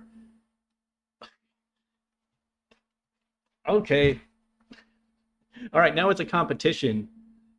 It's a big competition of over who can give the most money. So my dad had to. All right, it does go bigger than that. Anybody want to donate 101, and then we can. Oh man. Well, tonight's going a little bit better than I expected. Uh, Dang. Okay, where was I? Yeah, so I was talking about Epic. So yeah, when it comes to Epic Universe, like there's a lot of stuff that once you've done it once, it's kind of just like, you don't really need to do it again. And especially if you're going to be waiting like 3 hours to do Donkey Kong, you're like, I don't really care. So I'll just go do Stardust Racers over and over again. And if there's, and on a good day, there's no line for it, so you can keep lapping it. I didn't even take my stuff out of the locker for like 6 rides. What would you make? What would you make if you did not have to worry about views? I would just make variety content, honestly. I mean, I might even branch out a little bit once I kind of run out of theme park stuff to talk about, but I feel like my channel would still be good if I wanted to make content about like, you know how I talk a lot in my videos about how like people should have more third places or people should be more social or, stuff about like growing up, uh, stuff, just life stuff. So, I mean, I probably would branch out like that or something. Green or yellow? Green. I'm definitely Stardust Green. I think green is way better. So, uh, thanks for the $1, Jules. Okay, but green or yellow? Any interest in cruising since moving to Florida? Uh, yeah, I kind of do. Like, I keep thinking about, like, it'd be cool to go for a cruise, but I just never really come up with the occasion for it. Like, I don't know. I feel like I keep hearing that Florida residents can get a really good discount if you go over to like Miami or even Cape Canaveral or something.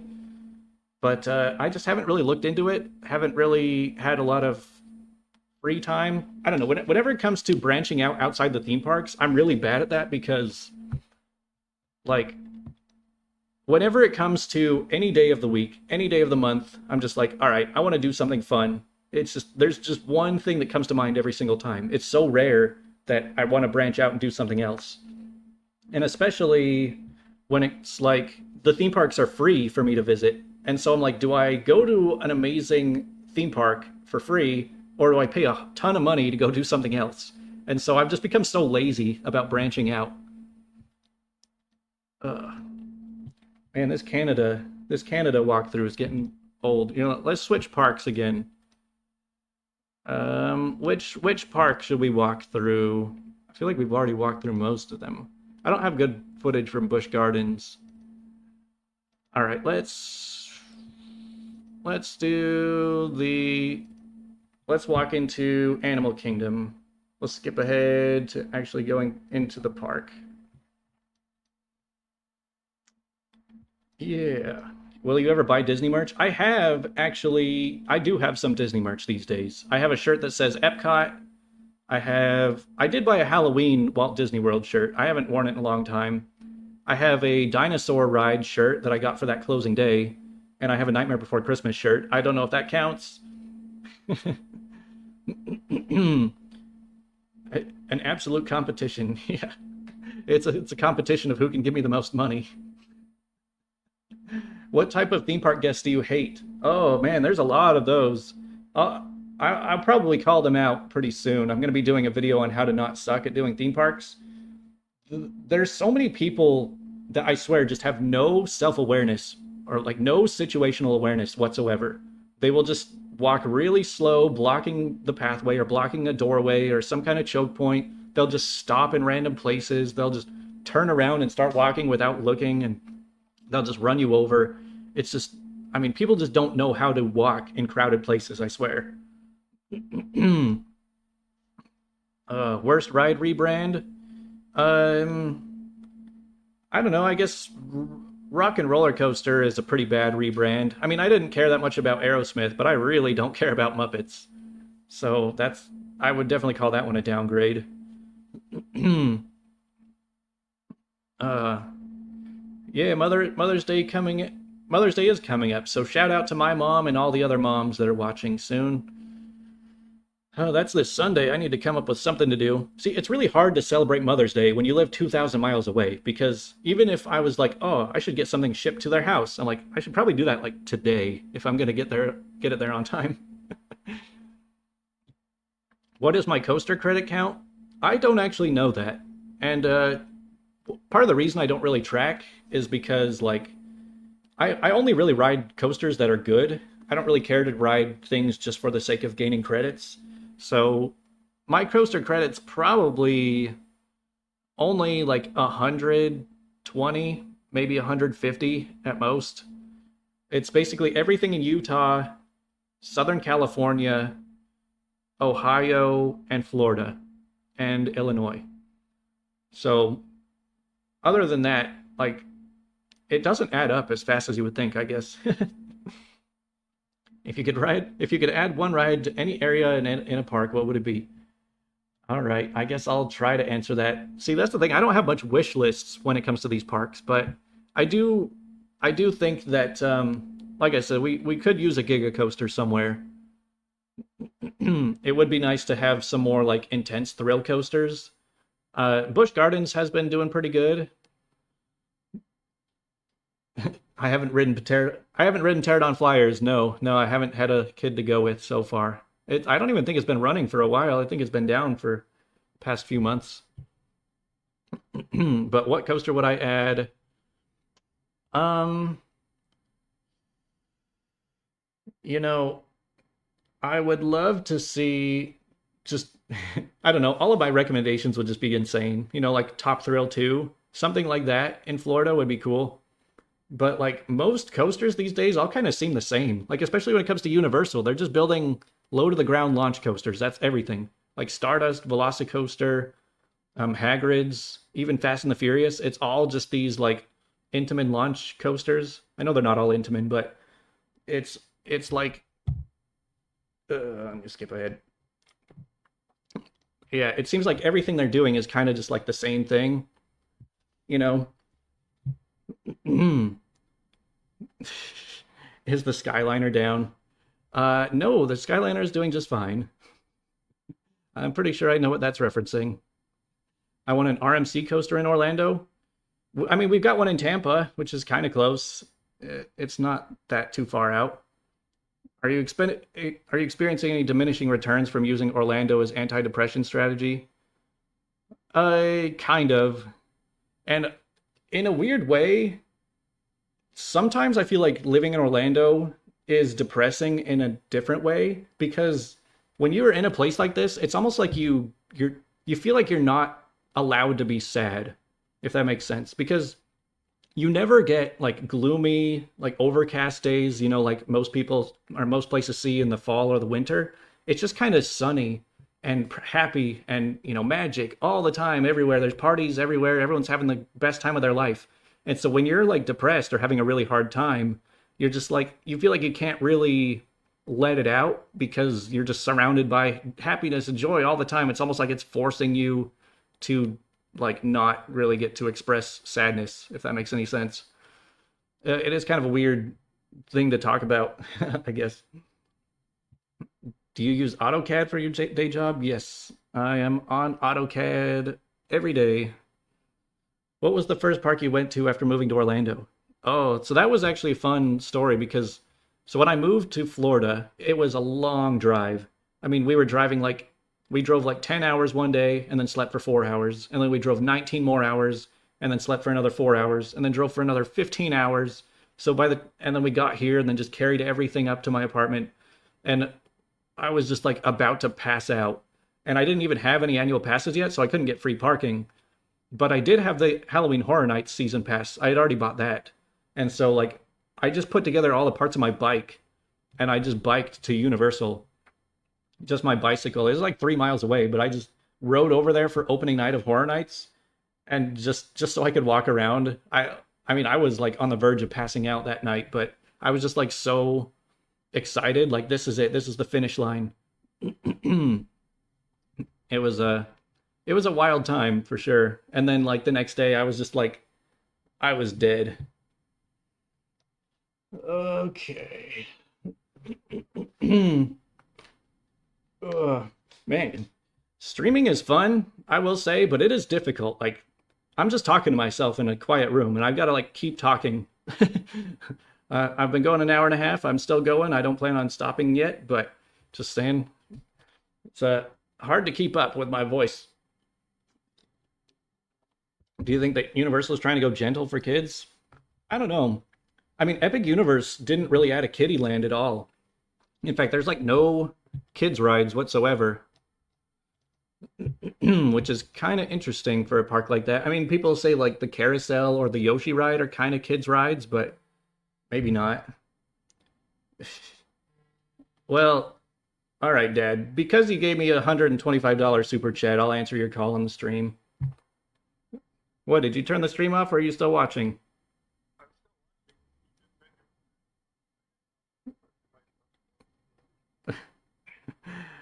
Uh, no, that's okay. I'll just keep talking to myself. Okay.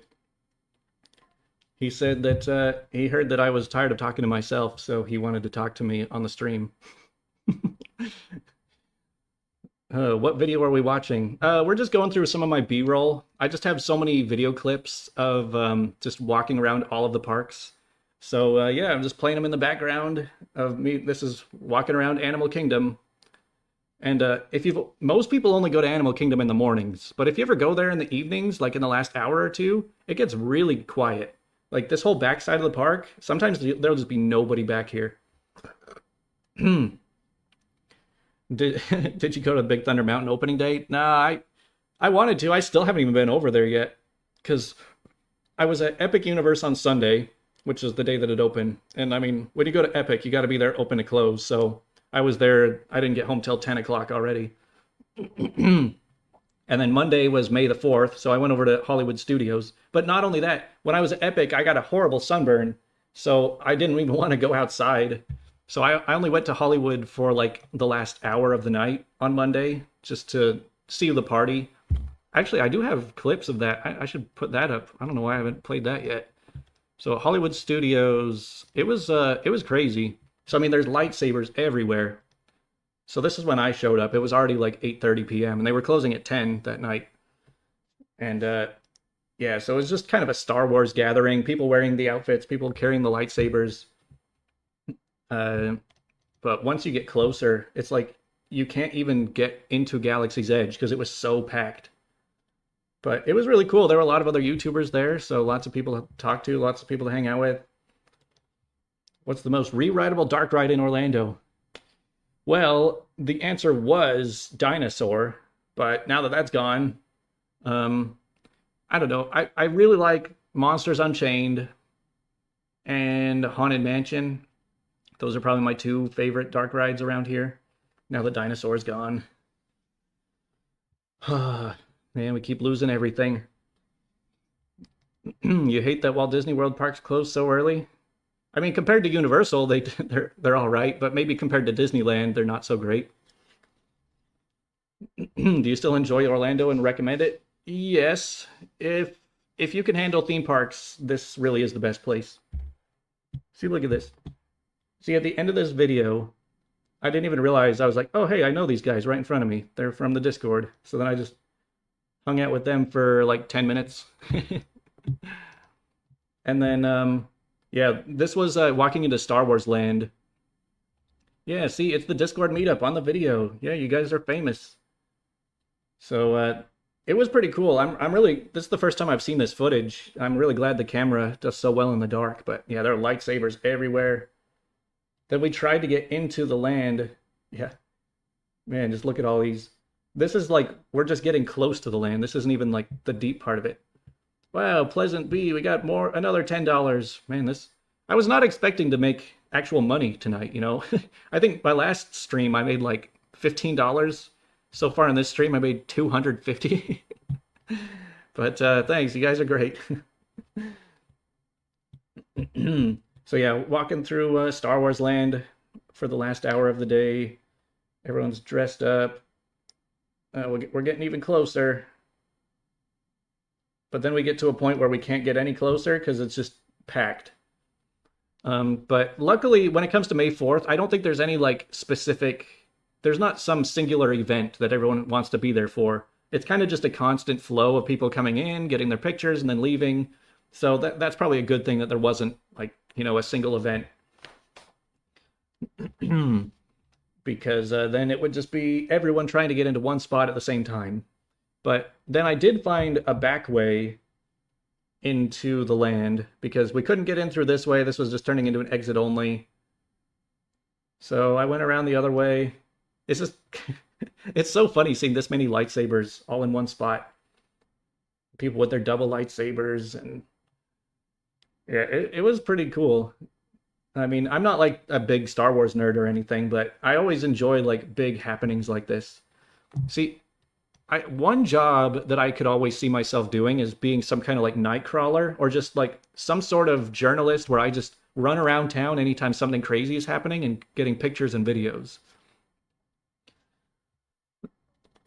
Because I just love being where the stuff is happening. That's why I like the theme park so much, is because it feels like I'm just, there's always stuff happening, you know, I'm in the middle of it. Oh yeah, Pleasant Bee says, I just wanted to tell you to keep your content up. It's a great channel. Keep going. If you have variety channels, add them as a sub channel or do something like this. I'm sure we'll watch that one too. Yeah, we'll see. YouTube is really tricky because when you're making a certain type of content, like my Andrew Platt channel is basically like a theme park series. Like it's going to be recommended just to people who watch theme park stuff at this point. So if I decided to post a video about something completely different on this channel, it's still just going to get recommended to my theme park people, and most of them are going to be like, oh, I don't care about this, I'm not going to click on it. So YouTube is going to just see it as like, oh wow, their normal audience doesn't want to watch this at all, so we're not going to recommend it to anyone else. So then it doesn't even find the audience it's really looking for. It turns into a dead video. So that's why variety content really doesn't work unless your audience is there just for you. They want to hear your opinions about whatever it is you want to talk about. Which for some people, they can pull it off, but I think it takes a long time of building up like a really loyal audience for that kind of thing. Do you think there'll be more Universal adults versus Disney adults 15 years from now? I don't know, maybe. It does seem like Universal is expanding like crazy, whereas Disney, I won't say that Disney's become stagnant, but they don't really seem to know what they're doing right now. They're not really, I mean, they're kind of expanding Magic Kingdom, but a lot of the stuff, they're just kind of redoing a lot of their parks. So, I don't know. Disney's been very popular to hate on for the past few years, especially. And a lot of people think that Disney like going out of business because of that. But I would argue that Disney's doing just fine. Like their revenue is still super high. Their parks are still very crowded. And like even with the price increases. So, I don't know. Disney's not going anywhere anytime soon. Keep making the great content. Thanks, Jeremy. Man, you know, like I was saying, I've been wanting to do another stream for a long time, but I've just kind of been looking for a good reason to do so. So, I mean, hitting 20,000 subscribers feels like a good excuse to just hang out and chat. And I mean, I feel like most of my videos are just me talking about a certain subject, and I don't really have a lot of time to just talk about life or anything. So, yeah, it's easier to just go off the cuff and just talk about stuff when I have people in the chat to talk to. So yeah, there's me walking through more Star Wars crowds. Cars next to Haunted Mansion seems like a panic move to me. Yeah. I really have no idea why they felt like putting a Cars land right there. That's got to be one of the worst decisions I've heard about. What do you think about the new Fast and Furious ride? I think it's going to be a really great coaster. I It's kind of funny to say I hope the theming doesn't get in the way of it being enjoyable because Fast and the Furious theming has not had a good track record in the past. Uh, so I don't know. I know that the layout will be really good and the spinning will be really good. I expect it to be a similar ride experience to like Cosmic Rewind, but just with, being outdoors and probably being faster and with inversions. So yeah, it'll be a good coaster. Hopefully it's not like some super cringy, annoying pre-show and all that. What camera to use to film? So some of my clips I just use my phone, but for the nicer ones, these are the DJI Pocket 3. I would show it to you, but I'm using to record myself with it right now as a webcam. Yeah, the Pocket 3, everybody uses that camera around here. It's like the go-to vlogging camera that anyone who wants to film the theme parks or just vlog in general use, because it's really compact, it's really easy to use, and it gives really good quality. So yeah, it's a good option for sure. What do you do when waiting in long lines? So I'm not much of a phone person, so standing in lines is a little different for me. I see most people in lines, they're just staring at the phones for hours, but I mean, most of the time lately I've been hanging out with other people, so I just have people to talk to. That's always a good way to pass the time. But yeah, he was screaming to go right. Um, yeah, so if you have other people you're with, it makes time go by really fast if you're talking to people, but also sometimes I'll just zone out while I'm in the line. I'll just think about whatever. I'll think about what video I'm going to do next. I'll just think about life and yeah, just get lost in my own thoughts. All right, we got another $20. Appreciate the genuine takes that you bring to your content. It never feels like you're afraid to speak your mind like some of the other creators. Question, do you feel like Disney is underestimating Universal's potential?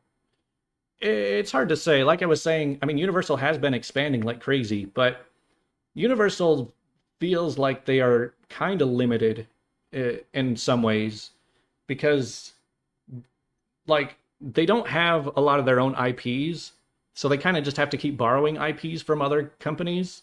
Like, if you look at Universal's list of IPs, they've already used like any decent high earning names on their list, so they're just borrowing from like Warner Brothers or whatever. And they also are really struggling to get enough land. I don't really like the fact that Epic Universe is so detached from all their other stuff, and then they're going to build another park which will be also detached. So I don't know. Universal's like trying to fill in the gaps around Orlando, whereas Disney just has like their own thing. Oh yeah, here was a very interesting time. So they kept doing this over and over again. They'd get hundreds of people with their lightsabers, and then they would all turn them on at the same time. I pushed record a little bit too late. I couldn't turn it on fast enough, but yeah, it's pretty cool when they all light up at the same time. Let me see. Oh yeah, back to the comment of it feels like you're never afraid to speak your mind on something. I feel like there's a lot of content creators who are just very concerned about being on media lists. They're really afraid to like upset Disney or Universal, so they only want to talk about the positives because if you want to be a media person, you want to be invited to stuff, then you gotta you don't want to be saying negative stuff because why would Disney or Universal want to invite people to market their stuff if it's not going to be positive? I mean, it's understandable, but the funny thing about my content is that I'm not really trying to be on any good side. I mean, I'm not super negative. I'm not just going to be hating on the parks or anything. But I think it's kind of funny because a lot of my content will get way more views than the people who are on the media lists. in some cases. And so I'm like, look, you're trying too hard to play this game, but it's like I'm not playing the game, and I'm I'm like I'm bringing in more views because of it. It's like I've said this before, but a lot of the vloggers around here feel like they're all trying to do the same thing. They're all learning from other vloggers and then just copying them. So you basically have like 100 different copies of people just walking around and documenting stuff in the parks, which, I mean, there is a market for that, but I feel like there there's not a big enough audience to have a ton of channels doing that, if that makes sense. Like you can have channels like Tim Tracker and Mammoth Club and the Pew 2 and all these like really big channels that can bring in 100,000 views every video. But for every one of those, there's like, I've seen hundreds of channels that get like 5 views doing the exact same thing. And they're probably wondering like, how come these guys can do it, but like I do the same thing and I get no views? And it's mainly just because people found the person they like to watch. They're not really looking for more of the same, I guess. I seem like one of the few successful Orlando YouTubers hosted by a serious introvert. Yeah, I mean, that's probably true. I do feel like I'm more introverted than a lot of the vloggers as well. I mean, hence why I don't really vlog inside the parks. If I tried to actually like walk around the parks filming myself in the moment, I would just be like, I don't think I would have the same like charisma to it. I would be way more timid if I knew like other people around were watching me or listening to me, and I would just be way more awkward about it. This is definitely a niche for creators who act real and not cringe, overexcited influencers. Yeah, and it really depends on the market too, because those overly excited, super positive vloggers, they have an audience for that too. I'm betting there's not a huge overlap between my audience and some of the vloggers, because while we may be talking about the same things, we're kind of directing it towards a very different demographic.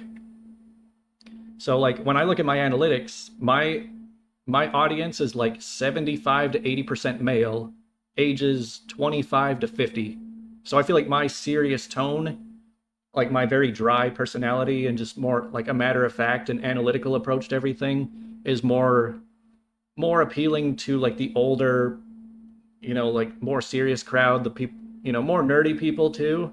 Yeah, I'm calling my audience nerdy just like myself. Whereas there are some content creators where they're like super excited, super bubbly, and they probably appeal to more like younger demographics.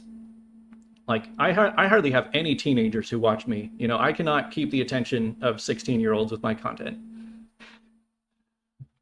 I'm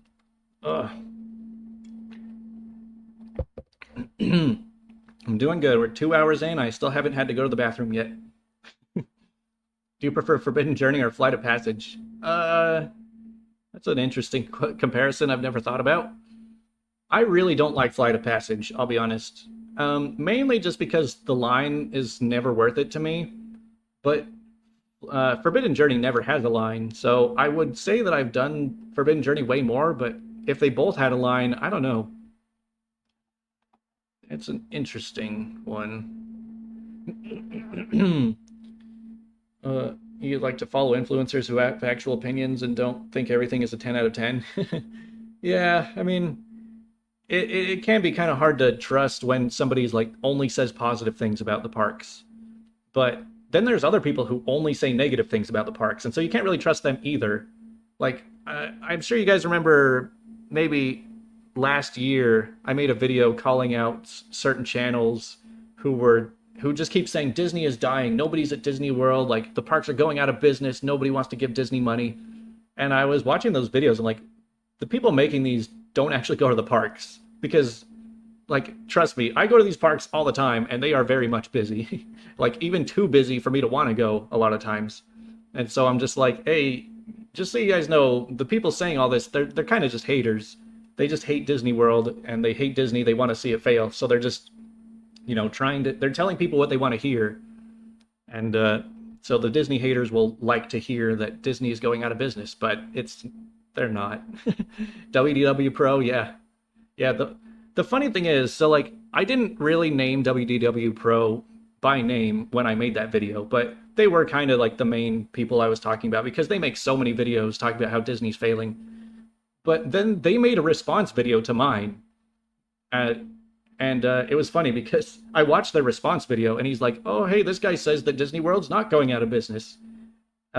He was nice about it, at least. He was like, yeah, this Andrew Platt guy, he seems like a good guy. Like, his channel seems like it's doing well.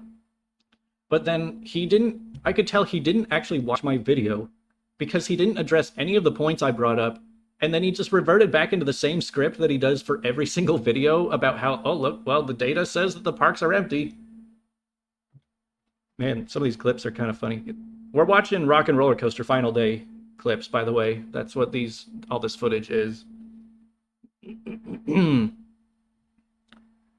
Oh yeah. So that was back when we were going back behind Tower of Terror.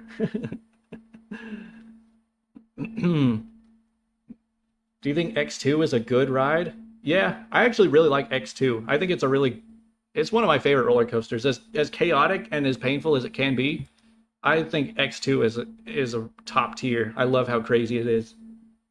Oh, look. Here's the loading station. I know most of these guys. Yeah, we got some of the Discord fellows. And then we keep going back for another ride. There's political aspect to ragging on Disney, and that is a big part of it. I hate talking about politics because people just become so irrational that it's like you can't, there's no good discussions to be had at this point. People just go too crazy about it.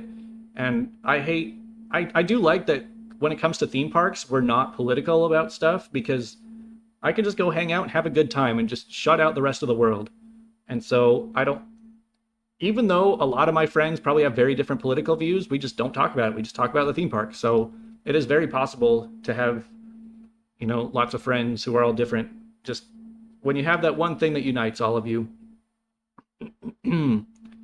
Have I seen the documentary about X2 bankrupting Arrow? Yeah, I know all about that story. X2, dude, I almost fell out of my restraint the last time I rode X2. It's a weird one. Like, it's hard to explain. So there's like a little piece that's like in between your legs, and my one leg like flipped over it, and so they were like both of my legs were on one leg hole, and then I was like starting to slip out. I don't know that I fully could have fallen out, but it was a little concerning. Oh man, all these old clips. Yeah, this was a fun night. Hey, might as well, while we're at it, let's go check out the Dinosaur Final Day. I still have all those clips, too. Dinosaur Final Day. Oh, yeah, here was the very last time that the Chippendale and Donald outfits and their dino outfits went away, so everyone was saying goodbye to them. This was about as close as I could get. Cheers from Argentina. Wow, you guys are far away. I mean, I can understand why people in other countries would watch Orlando theme park content. Because, obviously, if you like the theme parks and you plan on taking a trip here, then I'd like to do what I can help to give you the information you need. Do you think the Universal will update the parks to reflect the new Harry Potter show? I doubt it. Isn't that like a Paramount thing or anyway? I think that the Harry Potter stuff in the parks are perfectly fine just the way they are. I don't think they need to change them at all. Yeah, see, like, this was Dinosaur Final Day. See, like, you see vloggers and live streamers all the time, especially on days like this. Let's scroll through. I did see a lot of other vloggers. And see, the thing is, whenever I see another YouTuber that I know, like, people that I've watched lots in the past, I don't really like to talk to them unless I know that they know me, too. So usually I'll just try and make eye contact with them. And then if they react, then I know that they know me. And then they'll probably say hi to me, and then I can say hi back. Because I don't want to walk up to a big vlogger and be like, oh, hey, man, I also make YouTube videos. And they'll just be, oh, yeah, good for you, man. Like, I kind of want to be seen as like an equal to them, not necessarily, seen as just like, oh, yeah, you're just another fan of mine. So, I'll just keep waiting. I've made eye contact with Kevin Heimbach like 3 times now. I still don't think he knows me. But yes, same with Tim Tracker. I saw Tim Tracker a few times on this day. He might have recognized me a little bit. I don't know, but I didn't say anything to him. We were hanging out next to the bathrooms. Man, this dinosaur line was crazy. Everyone was trying to like squeeze their way into the very back of the line at the very end of the night. It's so weird to be like at Animal Kingdom after dark. But Animal Kingdom was open till 8 o'clock, I think. But I was in the park until 10. So that's crazy to think about. But man, another thing about Dinosaur Closing Day, it was so cold. I'm pretty sure that Dinosaur Closing Day was the coldest day in like Orlando's history. Like if not very close to it. So like in the morning when I showed up at Rope Drop, it was 24 degrees with the heat index, the feels like temperature being 12 degrees. And it didn't get much warmer than that throughout the day. I think the high was like 35. It was below freezing for most of the day. So like I was wearing 2 coats. It's like whenever a day like that shows up, you're like, I don't even know if I have the right clothes for this. Like normally you have to pack just for hot days year round around here. Have any of your friends forced you to interact with the characters? Kind of, not exactly. I have been with friends who wanted me to take their picture next to the character. So I've taken a lot of pictures of people with characters, but I've never been with them at the time. Am I ever going to grow my hair long again? I doubt it. It takes so long. Man, it takes like 2 years to get to that. And, I don't know. It was a lot of work to maintain, and I kind of just, I did it for my entire 20s, and now now it's time for a new life and a new look. And this was the very end. Here, let's see. So at the end of the night, after I had already ridden, we were just hanging out, waiting for the last people to come in off of the ride. But like over time, the room just kept getting more and more full. I kept seeing more and more YouTubers come out too. What Disney princess do you relate to the most? I cannot even think of the princesses that well to even think about that right now. Do you get sick often from being around so many people in the parks? Got a cousin who lives in Orlando, says he keeps him from going to the parks too often. Yeah, I am actually sick right now. I'm going to be honest. I get sick about once every month and a half. I hate to admit that, but in the first 15 months I lived in Orlando, I got sick 10 times. It's bad. It's really bad. I mean, probably doesn't help that I don't use hand sanitizer and I don't wash my hands that much, but like last year, I remember early February, Mardi Gras started, and I caught this week-long cold with like a bad fever. And then I was finally getting over it. And then so there's like a week of being sick, and then there's the week of recovery. And then as soon as I'm finally feeling better, then I get hit with another one. And then I'm sick for another week, and then another week of recovery, and then I get hit with another one. And I got sick 4 times within a 2-month period. I had it was like a sore throat, and then more like coughing, and then, it was just one thing after another. I could not get better. But then you go like 6 months without getting sick, and you feel great, but it'll find you again. The dream of moving just died for you. Do you ever see Coaster Studios? I saw Coaster Studios like a week ago at Universal. He was with his whole crew there. I've talked to him a few times. I think he always forgets who I am, though. Do I ever take pictures with characters? No, I don't.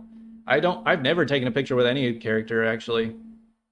But I have hung out with people who I've taken their picture with characters. Yeah, I mean, like, if you wash your hands and you're better about hygiene than I am, then you probably won't get sick as much as I do. I just figure I'm gonna catch everything at some point, and then I'll just be immune to it all, and then I won't have to get sick. But man, there's a lot of viruses out there, let me tell you. Curse of the Werewolf is underrated. Agree. I don't know that I could agree with that.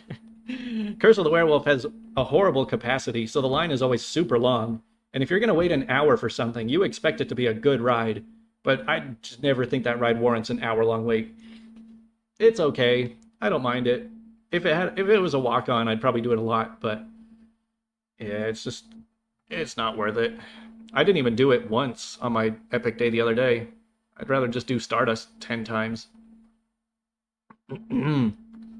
How can you wear black in Florida? You know, you get used to it, I guess. I do kind of think it is funny because, like, I'll be walking around out in the sun and I'm like, man, it is so hot today. I'm like, it might have something to do with this, but whatever. I, it's gonna be hot either way. Do you like the People Mover? Yeah, People Mover is my most ridden thing in Magic Kingdom, I think. I'd say it's safe to say that. It's fun to just cruise around for 10 minutes. Seen a... Yeah. Do I have any conspiracy theories about the parks? I don't know. I don't really think much about like the deep secret stuff that goes on, actually. I just kind of take it all at face value.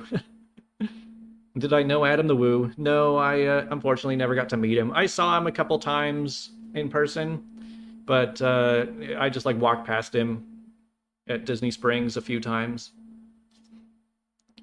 It's too bad too, because like at some point, I think it'd be cool if I started like some kind of podcast where I just interview other notable people around the parks, like other vloggers or maybe like Imagineers or something, just, talking about park stuff for a video.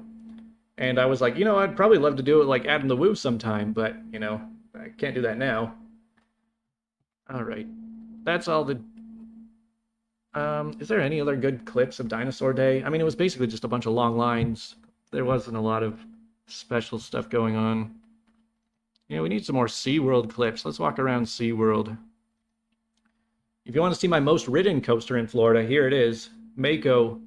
I've ridden probably about 300 times now. If all I cared about was getting like the record for riding a single ride, 20,000 times like some people do, I mean, I probably could do something like that, but I would just not even really enjoy it. I just, once a week, I'll go to SeaWorld, I'll ride Mako like 3 or 4 times, and that's good enough. Some of the downsides you mentioned in your videos about dopamine overload sounded pretty worrisome. Are you happy about moving despite the negatives? In a lot of ways, it's still definitely worth it. The way I kind of put it was like, so like if you were to rate your day out of 10, when I was in Utah, like most of my days were like a 5 or a 6 out of 10. It's like every day is like not great, but not terrible. It's a day. So it's like every day is a 5 out of 10 and 5 out of 10. Since moving to Florida, I've had way more 10 out of 10 days and way more 1 out of 10 days. So it's like way bigger swings, way more like, way more emotional moments, to say the least. I've had some really amazing times here and some really horrible times here and everything in between. But yeah, I feel more alive living here though, so that's good. It feels like I'm living now. I'm not just existing. But as far as like the dopamine overload, yeah, sometimes I do have to take it easy a little bit. I mean, I do still go out every single day, but it's just that no matter how good any of the rides or the shows are here, I'm gonna get bored of all of them. In fact, it's safe to say I am bored of almost every single ride in Florida already. Like, there's not a single ride that just like blows my mind anymore, except maybe Stardust. But that's why I say I always find new ways of keeping it interesting. Because ever since I started the Discord server about the Florida Park Hoppers, I've got like a huge social group now. So now there's just meetups happening all the time. I have way more friends to hang out with. So now I don't really go to the parks for the parks as much, but now I go to the parks for the socializing a lot more. And the holiday events are really good too. After several years, did you start getting tired of the parks? Well, I've only been here like less than 2 years so far. It'll be 2 years in September. I guess I'm like 3 months away. Stardust over VelociCoaster, yep. But yeah, like I was saying, I don't go to the parks for the parks.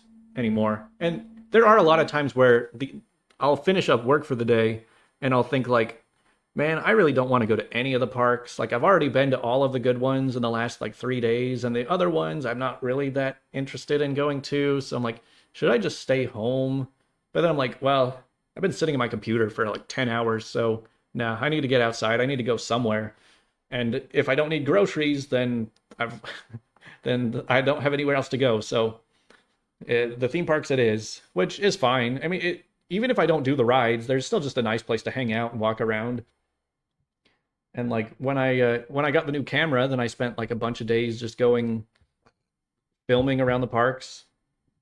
Look at the look at the dolphins over at SeaWorld. Yeah, SeaWorld is super underrated, by the way.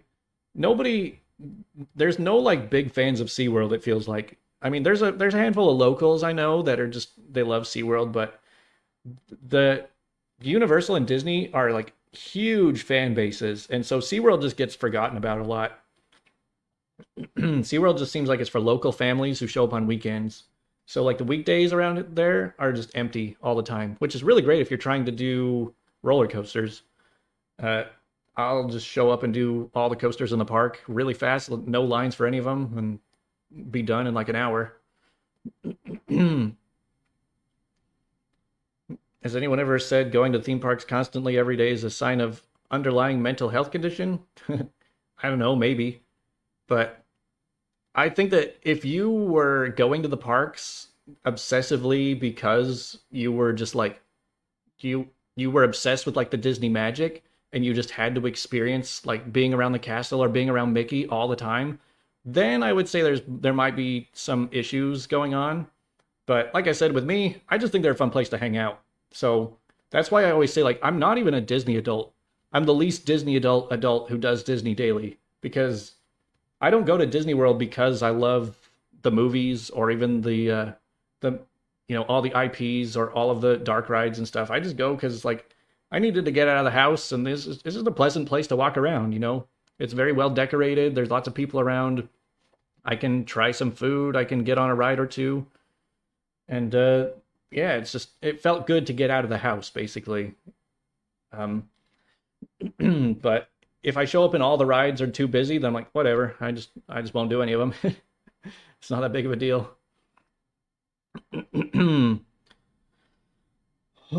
What's the most interesting way you spend your time in the parks now? Um, I like I said, I really enjoy these special event kind of days, like May the 4th. Yeah, I was playing clips of that a little bit ago, where it's just like whenever it feels like something special is going on. I love days like that. I really love this clip in particular because this kind of sky is my favorite. I love storm clouds. I love just dark, overcast. I love lightning. I love storms. Even if it shuts down the park, like I like stormy days, I'll take that any day over sunny. Clouds are the best. And when I was in Utah, we don't get storms at all. So I love living somewhere that we get to just see like huge thunderstorms all the time. What's my favorite band? I've been listening to a new band recently, The Neighborhood. I know that's not a new band to most people, but man, like when I find new music to latch onto, I'll just play it on loop. And it's been a long time since I found any new music, so I found The Neighborhood. I've been listening to the last album. I just listen to it on repeat, like all day, every day. That kind of might say something about my mood lately. But I am going to a concert in a few days for a death metal band called Archspire. So that's a very different style. What's the craziest guest experience you've personally witnessed? Oh, I actually do think I have a good answer for this one. So, all right, here's a story for you. So whenever you're standing in Guardians of the Galaxy line in particular, there's a lot of times where people will just start walking through the line, being like, "Oh, my group is up there. I'm just catching up to my friends." Well, you might think that you're justified in doing that, but whenever people standing in line have people walk past them and then more people walk past them, they start to get a little fed up about it. And Guardians of the Galaxy seems to be the worst for this because one, it's one of the longest lines, and two, it's like it's pretty narrow switchbacks all the way through. There's no easy way to just jump in, so people do have to walk all the way through it the whole way. And I there was one day I was by myself. I was next to a group of three pretty big guys, and they were pretty drunk, I think, too. And after like the fourth or fifth person had walked through the line, these guys got fed up. And so the next person tries to walk up, and they just blocked. They wouldn't let them pass. And they're like, "No, we need to get up to our group." And they're just like, "No, you don't." And they're like, "No, no, like we need to go catch up to them." They're like, "Oh, yep, everybody has a story." And they physically were like blocking them. I'm standing right next to them, like this whole situation's going down. They're like trying to, duck under their arm, and like it turned into like a physical blocking, like as if they were playing football or something. And then finally, the group who were trying to get ahead, they just walked out of the line, and then a bunch of people started cheering. But yeah, I've seen some pretty hostile encounters with people just catching up to their group in the line. And I mean, I don't really know who to take a side for because, I mean, it is pretty scummy for the people that are just like, yep, I'm just going to cut in line. But it also is like, it's not the best look to, make a scene out of it either. So I don't know whose side to take on that one, honestly. Hulk versus Tron. That's a weird comparison. Man, I really like Tron. I think Tron is like my fifth favorite coaster around here. Hulk, I only do Hulk because I'm trying to build my like G-force tolerance. Hulk is not even that enjoyable of an experience. It's kind of like going to the gym. Yeah, you only ride Hulk just to like hurt yourself to make yourself stronger. But Tron is painful in a different way. It just kind of hurts your thighs because of the way you have to sit on the bike. But Tron, I just think is so underrated. Everybody hates on it too much. The views on that, the first launch is like the best moment on like any coaster around here.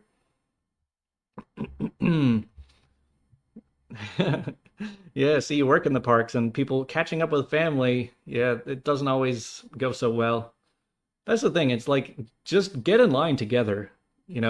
I can't understand people who are like, all right, well, I'm gonna go. Yeah, you go get in line for us, and we're gonna go get some food, and then we'll catch up to you in line. Like that mindset needs to die already. Okay. Oh, looks like I'm walking at a SeaWorld here. Every theme park has to have the candy shop too, the sweet shop. See, I love this sky. Just the dark, stormy clouds, but it's not quite storming. I wish it was always like this.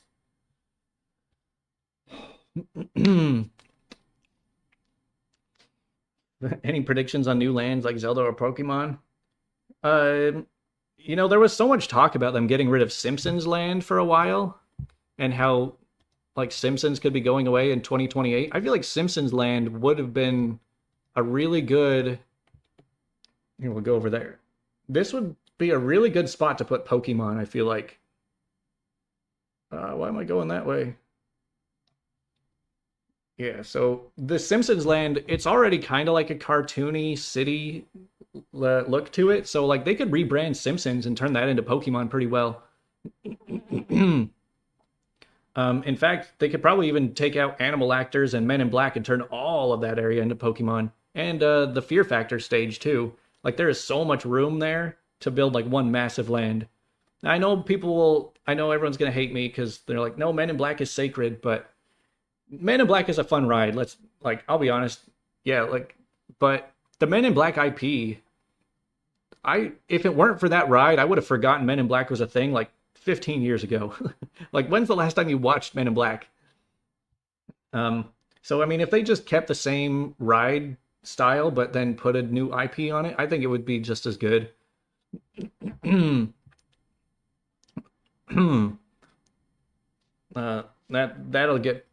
That comment will get some people to unsubscribe.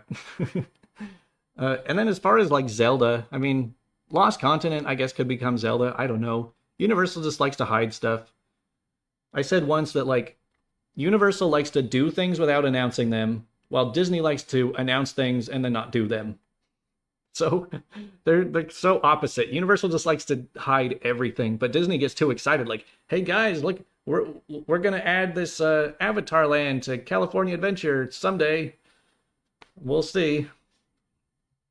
Yeah, thanks for the new people coming on about cheering me on for 20,000 subscribers. I needed an excuse to do a live stream and just talk about life stuff because most of my videos are more about like big topical discussions, so I don't have much time to just chat and talk about parks, like how life is going and all my park opinions and stuff. Do I ever tour the Disney hotels? Yeah, sometimes. Like I've toured uh all right, every Disney resort I've walked through. I've gone through Animal Kingdom Lodge. I've gone through the boardwalk, the whole beach club and yacht club resorts. Like the boardwalk area is pretty easy. And the Polynesian, I've walked through there too. Basically anywhere that's really close by a park, I'll go explore it. But if I have to like take a bus really far away, then I'm probably not gonna go through the effort. Yeah, well, I mean, anybody who's joining in late, feel free to just go back and watch the whole stream later. Like, we've talked about a lot of fun stuff, and I'll probably try to go for another hour. That'll be my goal, is to make it till 10 p.m. Eastern time. We'll see. My goal was to go from 7 p.m. to 10 p.m. tonight, and we've made it over 2 hours already. All right, let me see. Sorry if I've been missing questions. It's like trying to talk about one thing while reading another thing is tricky. But yeah, we're still just going through a lot of my B-roll shots from me just walking around the parks. Universal Studios. Oh, and a spilled ice cream. Or icy. Oh yeah, this I think I got the SpongeBob characters to wave at me in this video when we walked past that. Thoughts on the new Muppets ride? I don't know. I'm glad that they're not really changing hardly anything about Rock and Roller Coaster because it's already a pretty good ride. And I always say like the Aerosmith theming to it was not amazing, but it was okay. The Muppets theming is a little less okay, but at least it'll still be a good thrill coaster. It's just so weird they're like mixing thrill coaster with like kids theming. Have you been to Vegas? Yeah, I used to live in Utah, so I would go to Vegas every once in a while.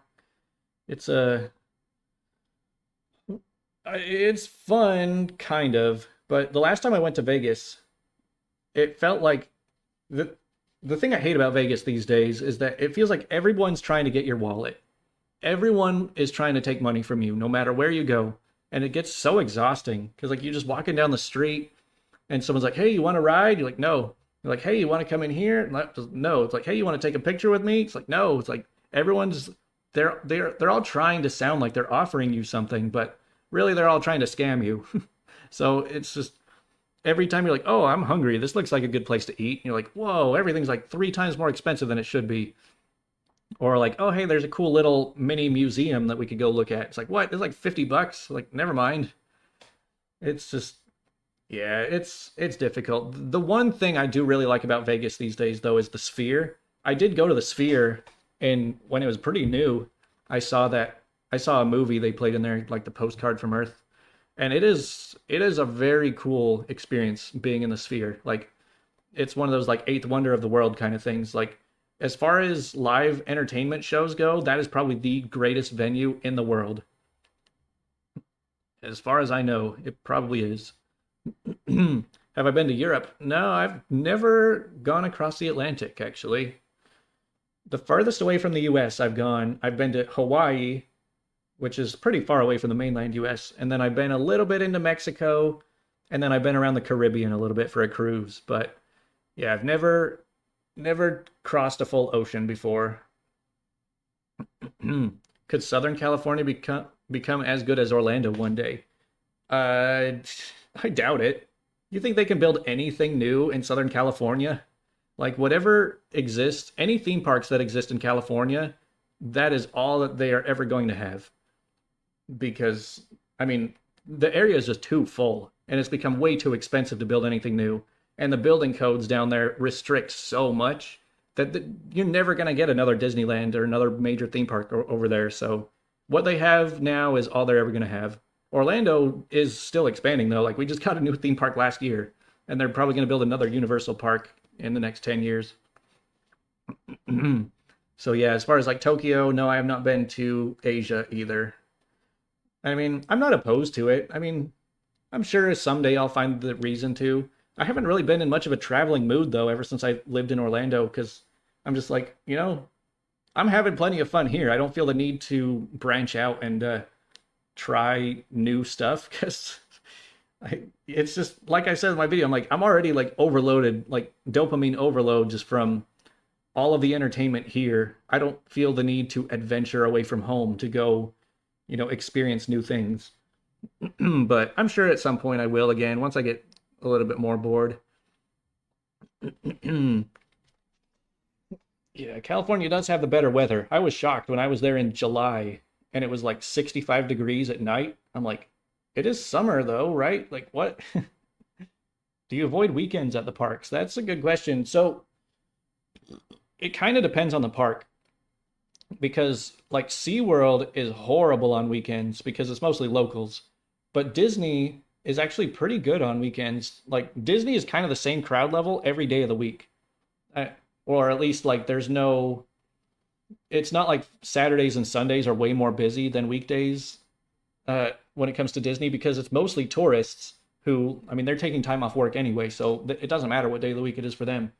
And also, when it comes to the annual passes, a lot of locals buy the cheapest annual pass, which doesn't get you in for weekends. So a lot of the locals can't even go on weekends, but if you do have a higher pass, then so yeah, Disney's fine pretty much any day of the week.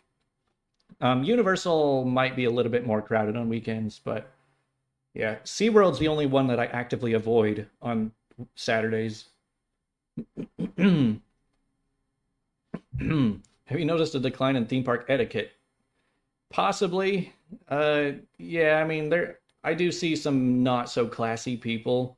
I mean, if you compared it to like 30 years ago, then absolutely, but year by year, it's kind of hard to notice a big difference. But yeah, there's a lot of people that like cut in lines and stuff, or just like throw trash on the ground, maybe get into some fights, but people mostly only just fight with their own group. One kind of shocking thing I've noticed, because like I'm always just walking around and zipping around doing my own thing, but you overhear conversations from other people, and every once in a while, I'll see like a parent just chewing out their kids, just like yelling at them, like freaking out at them, just like getting pissed at them for whatever they were doing, and I'm just like, dang, you don't really, yeah, I feel like I wasn't supposed to hear all that. It's a little disturbing to hear, like seeing kids get in trouble sometimes. Do I go to movie theaters? No, no, I never. I I've been to the movie theaters like 3 times in the last decade. I don't really follow movies that much, honestly, but I don't know, maybe I will try at some point. My favorite park, excluding special events. Ah, man. See, I don't know the answer to that. If I were just to rate the ride lineup of everything, I would probably say Epic Universe. Epic Universe has the one of the highest quality ride lineups. Um, Epic Universe and Magic Kingdom probably have the best attraction lineups, in my opinion. And then the thing is, like, if you compare Epic Universe versus Islands of Adventure, uh, so like Stardust Racers versus VelociCoaster, I give to Stardust, so that's a point for Epic. And then Monsters versus Forbidden Journey, I give to Monsters, so that's another point for Epic. Battle at the Ministry versus Hagrid's. I don't know the answer to that one, but I really like I really like Battle at the Ministry. Hagrid's, I've said before, I don't know why Hagrid's just doesn't really do much for me. So we'll call that one a tie. But then you got Hiccups versus, let's say Hiccups versus Hulk. I like Hiccups more than Hulk, so that's another point for Epic. Uh, so it's like Epic just has really high quality stuff, assuming everything is working. I know that a lot of people still think Islands is a lot better than Epic, and that's fine. Uh, my biggest issue with Epic is just having to spend a whole day there, because anytime you buy a ticket, you're buying a ticket for the whole day, so you kind of have to stay the whole day. And I just don't, I can't do full days in any theme parks anymore. It's just if I had to spend a whole day in Islands of Adventure, I would be really sick of that too. So spending a full day in Epic is hard. Like I mean, I spent a full day in Epic on Sunday and didn't really expect all the sun I was gonna get. So yeah, I got pretty sunburned. I was gonna live stream like yesterday or the day before, but I looked so terrible. I was like so bright pink. So I've recovered a little bit since then. But Epic is a good park, especially if it's your first time. It's definitely worth visiting once at least. Have you ever left a long line after waiting a while? Yes. In fact, I leave lines all the time. Uh, Especially if I get in line and I feel like it's not moving or it's moving way too slow, then I'll just leave. It's best if you're going to leave a line, it's best to leave early. You don't want to be wasting a lot of time in a line that you're going to leave, which sounds, like, oh yeah, so obvious if, obvious in hindsight, but I know how long every line is and how fast every line should be moving. So after like 5 or 10 minutes, if I can tell that it's not moving the way it should be, then I'm usually like, all right, this is not going to be worth it. Especially on like Tower of Terror, because Tower of Terror has two different shafts, and if both of them are working, the line moves pretty quick. But if they're only running one shaft, which seems to happen kind of a lot lately, the line is just barely going to move. So if the line is long and it's moving really slow, then you should probably just leave. Especially since with most of the rides I've done so many times anyway, that I'm like, there's no point in waiting an hour just to do something.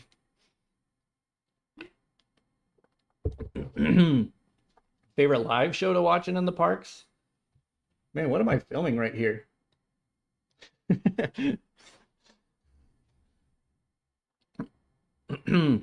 um, so a lot of the live shows that they play in the parks, I don't really watch repeatedly.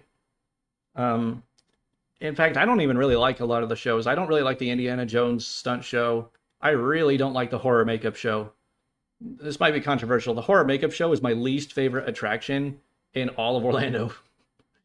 Uh, but yeah, there's so many shows where it's like the Beauty and the Beast show or the Frozen show or all of those like live action shows. I'm like, I'll watch them once, but that's about it. There's none that I'll really keep going back to. Do you ever get dehydrated? Oh yeah, all the time. I have to chug a Powerade as soon as I get home, like every day. I'm always looking for drinking fountains while I'm in the parks. Because like especially on hot days, you just have to be chugging water constantly to keep up with the Orlando heat. It is rough. But like during the winter, you don't really have to drink much water throughout the day. So depending on the time of year, it's very different. Have your park rankings changed?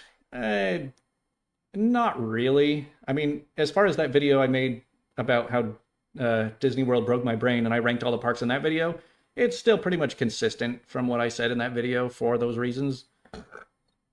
Favorite IP in Orlando? I mean, I really enjoy the Harry Potter movies, honestly. They're probably my favorite movies that have rides based on them. But the whole magic of like walking through the Wizarding World, I mean, any bit of magic wore off on me long ago.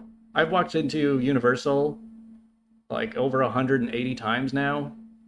I don't always go to the Harry Potter land, but still, it's like after the 100th time, there's, it doesn't blow you away like it used to. That's for sure. Volcano Bay nights, they sound pretty good, but it's like I already pay like $300 a year for access to Volcano Bay, which I only go to like 4 times a year. And then it's like, do I really want to pay another $100 to go one more time? So it's like, it's just kind of, it sounds fun, but it seems like too bad of a value for me to want to try it out. Do I ride Hulk? Yeah. Every time I'm in Islands, I'll still ride Hulk. I've been on it probably 150 times. But yeah, it is rough. I do gray out most of the time I ride it. uh, yeah. And that's another one where if you aren't hydrated or if you aren't well fed enough, then you are gonna hurt more from that. What do you think of Marvel Superhero Island? I think it's actually a pretty solid land, honestly. Like, if you go to California Adventure, Their Marvel Land is terrible. It's super ugly. There's nothing going on there. But yeah, over at Universal, their Marvel Land is pretty solid. Even though it's like 30 years old, it still looks really good. I don't think that land needs changed at all, actually. There's a lot of other places in that park that need touched up before that one does. If you could resurrect any attraction, well, that's easy. Rip Ride Rocket. We need Rip Ride Rocket back. I don't care how much everyone hates it. Now, the problem with Rip Ride was that the maintenance on it was so much that they were spending a fortune just to keep it running. Like, we don't give Universal enough credit for like how much work they were putting into keeping that ride alive. And eventually they were just like, yeah, this is pointless. People are getting hurt on this thing. It is breaking down a lot. It has to shut down for any amount of weather. So it's like, yeah, it's finally just time to pull the plug on it. See, everyone talks about Dueling Dragons. I'm sure Dueling Dragons was fun, but like B&M inverts are okay. I mean, Montu is pretty cool, but I don't think we need another B&M invert around here. I understand that the racing factor is what made it good, and yeah, I'm sure it was amazing because Stardust Racers Racing, that is my favorite coaster because of the racing. So we lost Dueling Dragons, but we gained Stardust Racers. Best way to get on Hagrid's without express or early park admission? Very end of the night. I know a lot of people who wait until like the last 5 minutes of the park being open. They'll jump in the standby, which is always the quickest way to get through any ride. I see a lot of people do that for Cosmic Rewind too. So like, see, the thing is, when it comes to a lot of these long lines, especially at the very end of the night, is that they will cut off letting any more people get in at park close. So even if the park closes at 9, you can get in line at 8:59.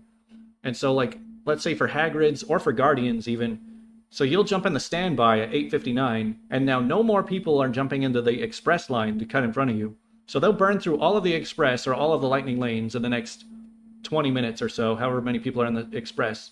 But then after that, there's no more express, so now everyone in the standby starts moving really quick.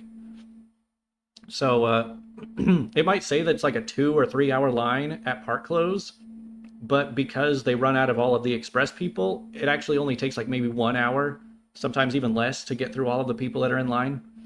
So yeah, but it's always kind of a trade-off, because anytime I'm at Epcot, it's like, okay, do I watch the fireworks or do I jump in line for one last Cosmic Rewind ride?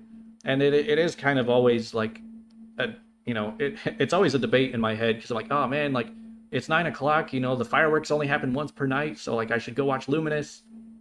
And if I get in line for Cosmic, I won't be able to see the fireworks. But if I stay and watch the fireworks, I can't get in line for Cosmic. So you really have to make the decision. But yeah, I've done both plenty. I've seen Luminous at Epcot like, I don't even know how many times, probably like 75 times at this point. Just from inside the park. I've also seen it from outside the park a bunch of times too, because you could see Luminous. I can see Luminous from my house. In fact, Luminous is going on this minute, and they're about to do their finale. And if I'm really quiet, I can kind of hear little pops in the distance, because Epcot is about 6 miles away. But Happily Ever After will start in about 45 minutes, so maybe I'll go out, when I end the stream, I'll go out and watch Happily Ever After from my neighborhood. It's so cool having all these fireworks shows here, by the way. Like, I've said it before, like, Orlando probably has over 1,000 large fireworks shows per year. It's actually crazy how much, like, every day of the year there's just fireworks shows, like, multiple going on. Do you prefer the fireworks in Magic Kingdom or Epcot? I've kind of gone back and forth on both of them. They're both really good shows, but Magic Kingdom, like, Happily Ever After really is peak. Like, that is such a good show. Like, the music is so good. The Tinkerbell part is, like mind-blowing. I know I say that, like, I've lost all of the magic feeling of any of the stuff around here, but the fireworks are, they still get to me. What kind of work from home do I have? Coding or architect? Weird choices, but it's closer to architect. It's like architecture, engineering stuff. Do you like Guardians cookies? What does that even mean? Sorry, I talked a lot. Let me see if all the questions I missed.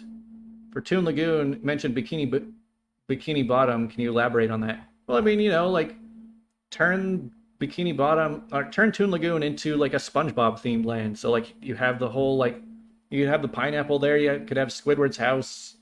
You turn one ride into like the boating school. I don't know. Like there's plenty of water themed ideas they could turn that whole land into.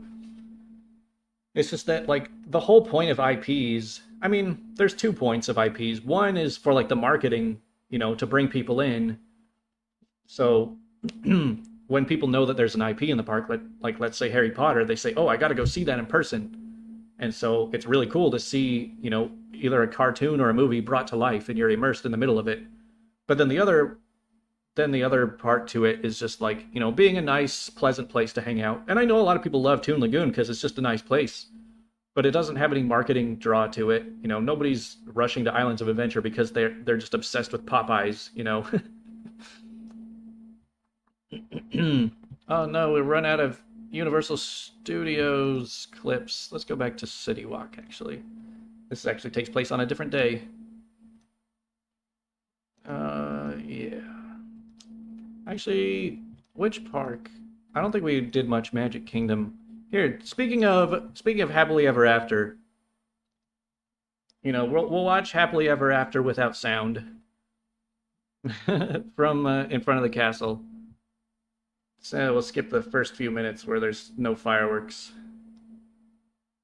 But like it's amazing how big of fireworks they can use for this show. And I've heard they spend like $100,000 per night on just the fireworks shows. And that's probably 100,000 for Magic Kingdom and another 100,000 for Epcot.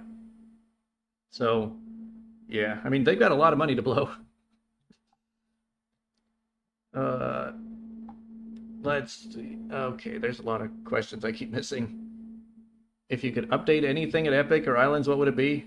Uh, at Epic, I wish they would like cover the rides more. I feel like Curse of the Werewolf and Donkey Kong should be like fully enclosed so that they don't close during lightning. That would be kind of nice. And like the Curse of the Werewolf really could have been more of like an inside thing. I don't know. You're not getting a lot of horror theming when you're just like you can see over the walls, you can see the freeways from it. It's the sight lines have some major issues at Epic Universe. Like when you're on Hagrid's, at no point while riding Hagrid's do you see like outside of the Harry Potter theming. And even VelociCoaster, since VelociCoaster is kind of in the middle of the park, like even when you're on the top hat, you still mostly only see what you're supposed to see. But when you're on Stardust, you see everything outside the park. You're seeing all these construction sites, all these like empty fields, like this like sewage plant. Like the views from Stardust are a little barren out there. So I don't know. There's plenty of wish list things that I could throw out there, like fully enclosed Stardust racers. Make it more like Cosmic Rewind, so you're flying through space. Like that would be incredible, but that's not realistic. The Happily Ever After show. Yeah, I do need to go back and watch Happily Ever After. I haven't seen it in a few weeks. And you missed Happily Ever After because you were stuck on It's a Small World, not knowing it was an endless kids ride. Yeah, that some of those Magic Kingdom rides are long. Like Small World, People Mover, and Splash Mountain, they're all like 10 plus minutes long. Maybe even like 20 minutes. Like, I think the longest ride around any of these parks, I think, is Living with the Land. It's like 20 minutes long. What's the best park in the rain? I actually think Hollywood Studios is really good in the rain. Almost everything there is enclosed. Epcot's pretty good, other than like the World Showcase might be kind of rough to walk through. Magic Kingdom's also really good in the rain. Universal, like Islands of Adventure is bad, Epic Universe is bad, SeaWorld is bad, Busch Gardens is bad, but most of the Disney parks are pretty good in the rain. Have you been to the world's largest McDonald's in Orlando? Yeah. I've been in there once or twice. It's like right down the road for me. I could walk there if I really wanted. Oh, Gideon's Cookies at Disney Springs. Yeah, so about that, when it comes to those Gideon's cookies, I think they're actually pretty good. I do like them, but I, there's always like a 30-minute line to get into that cookie store. It's so ridiculous. I can like I just hardly ever justify going there. It's like they need to give some kind of like mobile order or something because I just can't stand there for 20 minutes just to go buy some cookies. It's not worth it. Have you seen Wicked? Yeah, believe it or not, I have seen Wicked a couple times. I swear, every girl I meet is just obsessed with Wicked, and so I have been coerced into watching it a couple times. Do you think the Universal and Disney parks should go back to the original lands? Uh, I don't know. The thing is, anytime a theme park removes a ride or attraction or a land, they aren't going to go back to it. Like, let's be honest. Jaws is never coming back. Back to the Future, at least the ride they made, that's never coming back. Ghostbusters, I could see them like making a new ride with those IPs, but like Dinosaur at Magic King or Dinosaur at Animal Kingdom, that's never coming back. Rip Ride Rocket is never coming back. Jaws, like, if they spent all this money tearing something down, they're never gonna put in a bunch more money building it up again, like the same way, So it's like when something is gone, it's gone for good. Like I can't imagine any reason that they would bring back something that they tore out unless it was just it was in such rough shape that they just wanted to rebuild it, but that's kind of a different thing. Have you been to Geo 82 for the fireworks?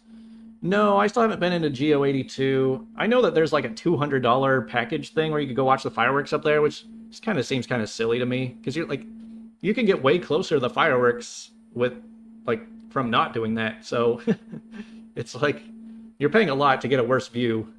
But I also feel like there's a lot of things that people trick themselves into believing is a good value because it comes with free food. This comes up with Orlando Informer a lot too, where people are like, "Oh yeah, you're paying $200 to go to Universal for a night because it comes with all the free food. It makes it worth it." And I'm like, "Okay, so let's say that this $200 ticket, like 100 of that is for the park experience and 100 of that is for the free food. So how many buffets have you been to where you paid $100 for? If you have, it was probably a really nice buffet. Even like the lobster buffet or Las Vegas buffets are usually only like $60 or $70. But if you're paying $100 for a buffet, it better be good food. But you're paying $100 for theme park food buffet. So it's like, think about what you're doing here. And it's the same deal with these like dessert packages where, oh, you get to watch the fireworks and have some free dessert for $200. And I'm like, I'm pretty sure I could buy any dessert in the world for $200 and just watch the fireworks up close. So, whenever things come in packages, I feel like people kind of lose sight of what's a good deal or not. And so, yeah, when it comes to that kind of stuff, I'd kind of check out. Would you ever become a travel vlogger? I don't know. If I were to do vlogs, it would probably be the same style I already do, where I'll just take footage while I'm out, but then, uh, then just do commentary over the top of it. The only times I do, like, I kind of do vlogs when it comes to like special days, like the Rip Ride Rocket closing day. I did a little bit of like in-park vlogging. So like, if I guess I'm not terrible at it if I really have to do it, but it's not really my style. Do you like the ET ride? It's fine. I've done it a bunch of times. It gets kind of old. What do you think has the best theming out of any of the parks? Uh, Probably Epic Universe. It is the newest. It is the highest quality. They put a lot of work into just building some high tech lands. So, uh, hmm.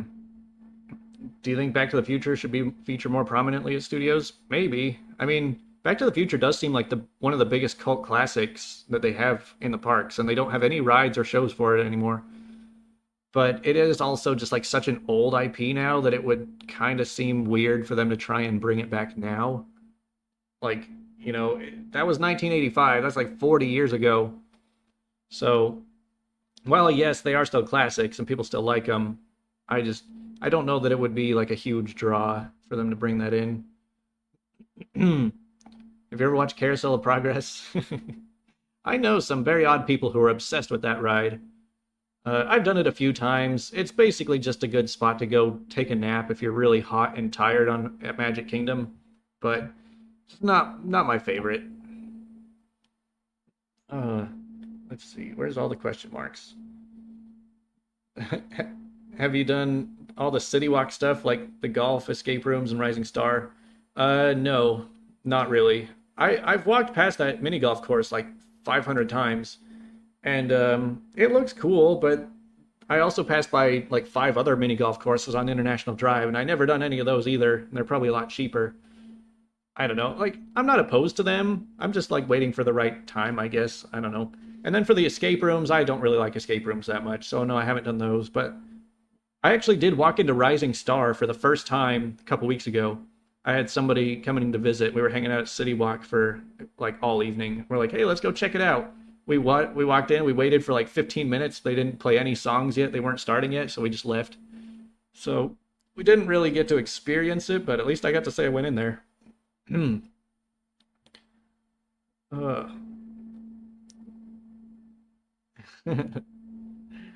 uh. Uh. Sorry, I'm just reading more comments. Uh. Are you renewing your Busch Gardens pass? Well, I mean, I get SeaWorld Platinum, which has SeaWorld and Busch Gardens together. So, yeah, I mean, I have no reason to lose Busch Gardens, even though I hardly ever go there anymore. I haven't been there since like December. I just, I rarely am in the mood to drive all the way out there just to get on a bunch of coasters that are broken. Dream destination outside the US? I mean, there's a lot of theme parks around Europe and Asia that sound really cool. I guess Six Flags Qiddiya. I do really want to get on Falcon's Flight someday. I've heard some very good things. I know some people have been on it, and it sounds incredible. Best non-theme park related restaurant in Orlando? Man, you're asking the wrong person. I may be adventurous, but I don't do things outside the theme parks. I'm also just not that like adventurous when it comes to food either. I like to stick to what's safe. I'm not the biggest restaurant person. Favorite movies from the 2020s you want to see in the parks? I don't know. I don't watch a lot of new stuff, and it usually takes a long time for movies to have like show that they have staying power before they end up in the theme parks. That's the thing a lot of people don't seem to think about is that they added Harry Potter to the parks when they were already like 10 years into making those movies, something like that. Um, and it takes a long time. Like a movie really has to prove itself that it has staying power for it to end up in the theme parks. And so, like with Wicked recently, there were so many people like, "Oh, Wicked is so amazing. We need a Wicked Land." But I don't know. I don't know. There's a lot of debates right now on whether Wicked will end up in the Universal or not. Because while yes, it was a very popular movie. Apparently, people didn't like the second one as much. But in a year, people aren't even talking about Epic hardly at all anymore. So I don't think it warrants its own like theme park land. Tower of Terror or Mission Breakout. Oh, you're talking about the California one. I like Tower of Terror better than the Guardians version of Tower of Terror. Which of the announced things am I most looking forward to? Probably Fast and the Furious, just because we desperately need a big roller coaster back in studios again. Villains Land might be cool too, but that's so far away that I don't even know what to expect with that. Favorite Disney roller coaster? Easily Guardians. Cosmic Rewind is like one of the most incredible experiences you'll ever have. Like, I know people say it's not thrilling enough and it's just a family coaster, but man, that ride is just something else. Doctor Doom's Fearfall. Doctor Doom it's okay. It's probably one of the worst drop towers I've ever been on. It's really short and the capacity's not amazing. I tried doing that last week, but it was like starting to rain, so I got all the way up to the front. I sat down in the seat, pulled the thing down, and then they said, "All right, we're stopping operations because of weather." So they opened it back up, and I walked out. Bad timing. Just barely didn't make it. Okay, I'm like way far behind on these questions. Uh, do you think Hollywood Drift will challenge or beat out VelociCoaster? It's hard to say. I really doubt that it's going to be more thrilling than VelociCoaster. A lot of people are like just giving up and calling it a family ride already, but the I feel like it's going to be similar to Guardians but with inversions. So it's still going to be pretty fast. It's not going to be as fast as VelociCoaster, but the fact that it spins and like with inversions, I think it's going to be pretty crazy. Am I a sports fan? Nah, I don't follow any sports. Yeah, I should plug the Discord again, by the way. I think I have it in the description at this point. Um, yeah, we've got a Discord called Florida Park Hoppers. So if you live in Florida, you like going to the theme parks, you have annual passes, come meet up with us, come hang out with us and talk about parks all the time. We had a crazy meetup like just a week ago where we had 25 people riding Guardians of the Galaxy together. We filled an entire train with just us, and we were very loud and very obnoxious. We ruined an already bad pre-show. uh, so you have VelociCoaster or Guardians. They're very different. Like VelociCoaster is way more intense, but Guardians is just more fun. I enjoy it more. It's weird, but VelociCoaster is such a good ride, but I'm kind of just like I don't know. It's hard to say. I still find it a lot of fun, but it's not as like mind-blowing as it used to be to me. You love a Stranger Things land? That would be pretty cool, I guess. I mean, that is a pretty big IP. One thing that any Six Flags does better than the Orlando parks. I mean, Six Flags is pretty good about just doing crazy thrill coasters and flat rides. So, I mean, there is that. It like I honestly think Cedar Point is a better single park than any park in Florida. That might sound crazy because I am more of a theme park guy, but Cedar Point is just so nice in so many ways and has so many good rides. Oh, there goes Tinkerbell. But yeah, so I do think that if you are looking for just straight thrills, then yeah, a lot of Six Flags parks, well, some Six Flags parks are better than anything in Florida. If I could retheme any ride, once the Indiana Jones ride opens up, I wish I could retheme it to dinosaur. That's just an idea. It's so stupid they had to take out dinosaur for that. Do you ever bring an umbrella to the parks? Only during the summer. I have a mini pocket umbrella that I like stick in my pocket, and it's kind of annoying because some rides will like make a big deal that I can't have it in my pocket if it's like poking out, but other rides I can hide it well enough they don't care. But yeah, during the summer it really can just storm out of nowhere. Oh, Happily Ever After is over. Now you guys want to see what the crowds look like trying to leave after Happily Ever After? That's how many people I was standing next to that whole show. If I had to move, what would you miss the most? Yeah, I said this once in a video. I'm like, if I like, let's say one day I'm living in some other part of the country and I'm looking back at my time in Florida, I think I would miss Universal Studios the most, just because like that's where all the parties happen. Actually, I would probably miss like the whole YouTube vibe too, just like getting recognized everywhere and feeling like I know people everywhere. That's a lot of fun. Any rides you miss from Disneyland? Yeah, actually. So Disneyland really surprised me when I went back there because it had been so long that I'd been there. I didn't remember any of it. But the thing I really like about Disneyland is all of their mini dark rides that Magic Kingdom just doesn't have. Because at Disneyland you've got like the Mr. Toad's Wild Ride, the Alice in Wonderland, the Pinocchio, the Snow White, the Peter Pan, and all we have in Magic Kingdom is Peter Pan. Oh, and also the that Roger Rabbit ride is awesome too. I love those like classic little mini dark rides, and it's really sad that we don't get any of those, hardly any over here. The capacity is probably terrible on them, but because Disneyland has like 30 rides, the lines aren't that bad over there. uh, Any tips you're surprised not many people recommend? I will be giving out some very big tips in a video soon, just about how to be good at doing theme parks. But one of my biggest tips is just get in good shape. Like, spending a full day in a theme park is physically demanding. Like, you will get so tired, you will probably hate your life if you are out of shape. And so, if you just like go running, if you get like really fit, it'll make your theme park days go way smoother. Everyone just talks about like, oh, wear comfy shoes, but if you're in good shape, it doesn't matter what shoes you're wearing. You can last all day.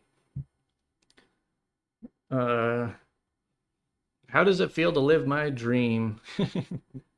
You're referring to somebody else. Oh yeah, living 20 minutes from Disney and Universal. I don't know about that with Winter Garden.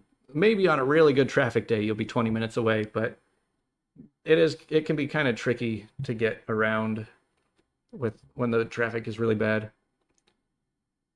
Have I played Disney Dreamlight Valley? Nope. No, lad. I'm very exclusive. I only play a very few video games, actually. What language would you learn? Man, when it comes to learning languages, I'm just like, it kind of feels pointless to learn a language if you're not going to use it. Because even if you spend years like mastering it, but then if you have no one to talk to with that language, then you're just going to forget it all anyway. So, I mean, living in Florida, I think it would be pretty beneficial actually for me to learn Spanish because there's so many Spanish speakers around here. But we'll see. Maybe I'll start learning Spanish at some point. What upcharge attractions are not worth it for tourists? I can't really. I mean, the theme parks, at least the Florida theme parks, don't really have a lot of upcharge attractions. I mean, maybe like Fun Spot or Icon Park do, but yeah, I don't know. Oh, anyone know the vet scene in Orlando? I don't know. I did not. I don't have any pets here, so I haven't really looked into that at all. Ugh. Yeah, see, the problem with this stream going on so long is like we're recycling a lot of like new people are coming in and they're asking the questions we answered like 2 hours ago. And I don't want to just be like, nah, just rewind, go watch the whole 3 hour thing if you want an answer to that. But were you worried about getting sick of the parks once you settled? Kind of. And in some ways, they do get kind of tiring, but you find ways of keeping them interesting. You find people to hang out with. You find special events going on. You explore different parts of the park because while I go to the parks all the time, there's still parts of these parks that I just don't really touch on at all. Like I rarely touch any of the food game around here. Like there's so many restaurants around the parks I've never been in. There's so many like merch things that I never get involved in, like uh pin trading. I've never done pin trading in all of my visits. I don't know if I ever will. I don't think I really want to get involved in that. When did you first get into theme parks? Was it something you enjoyed in childhood? Um, or something you found later in life? Kind of both, actually.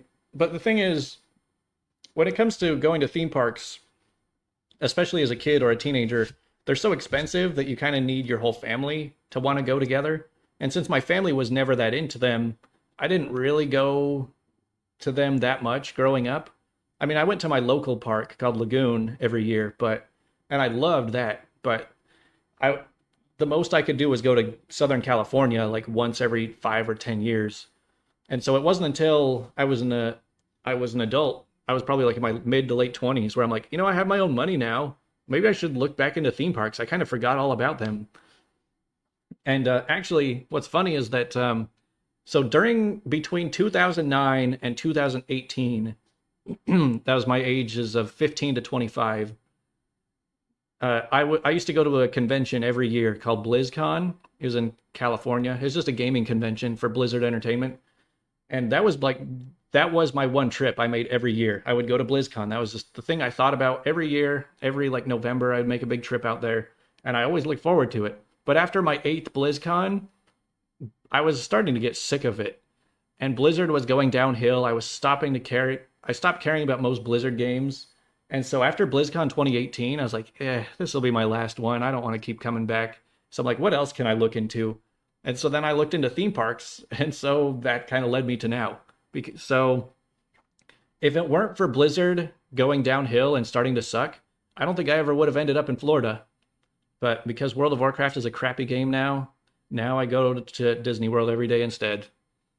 So that was the best thing they could have done for me.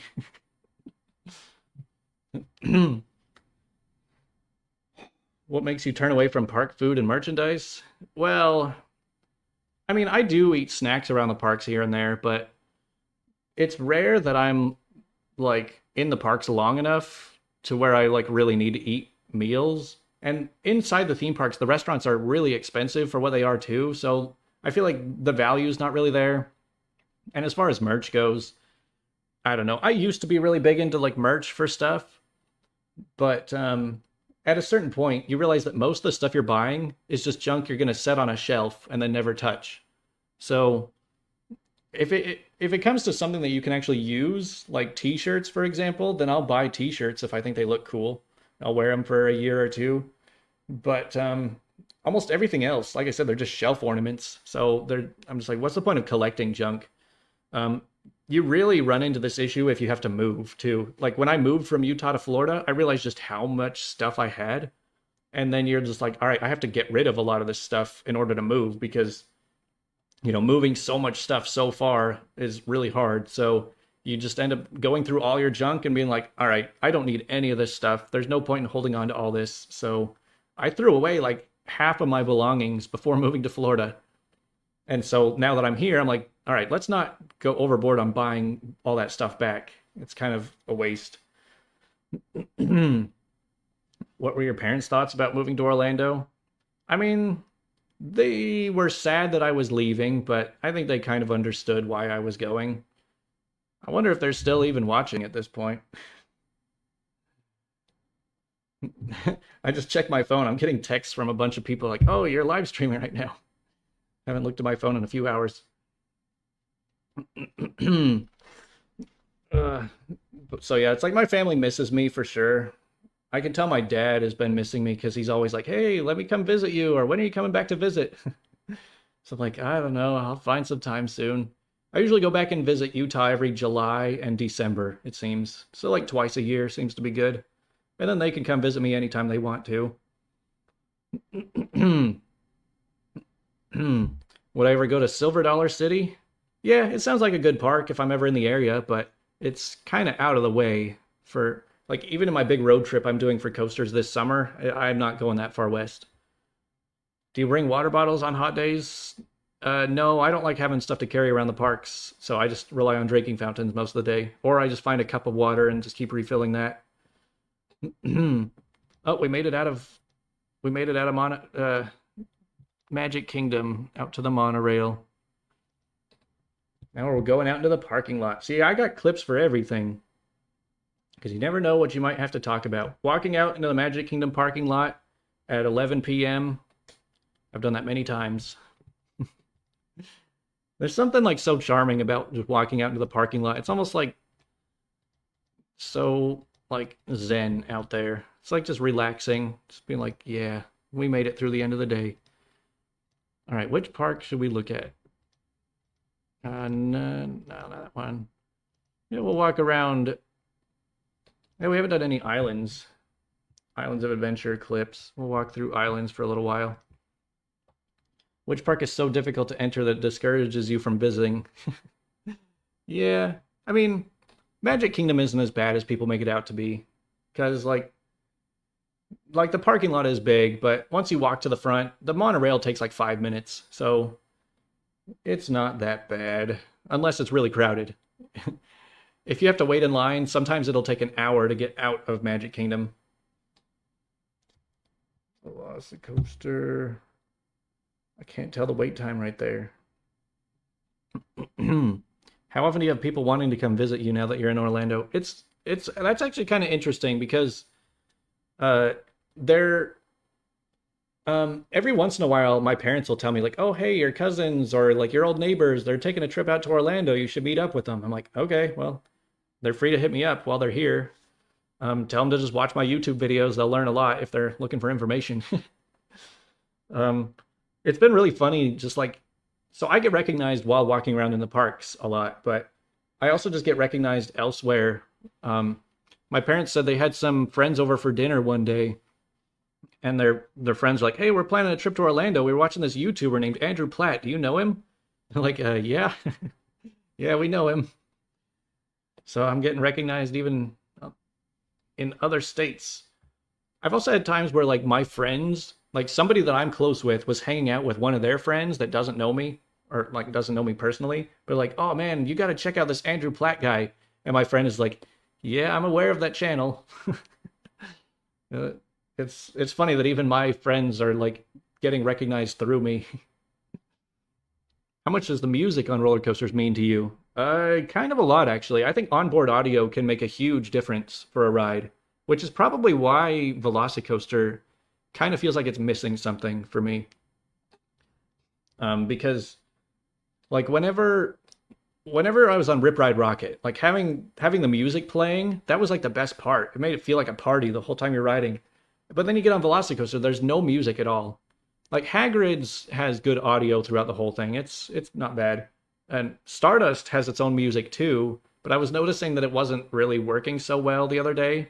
Seems like a lot of the speakers have been giving out, so some rides just had no music. Some rides like, it would be like really quiet.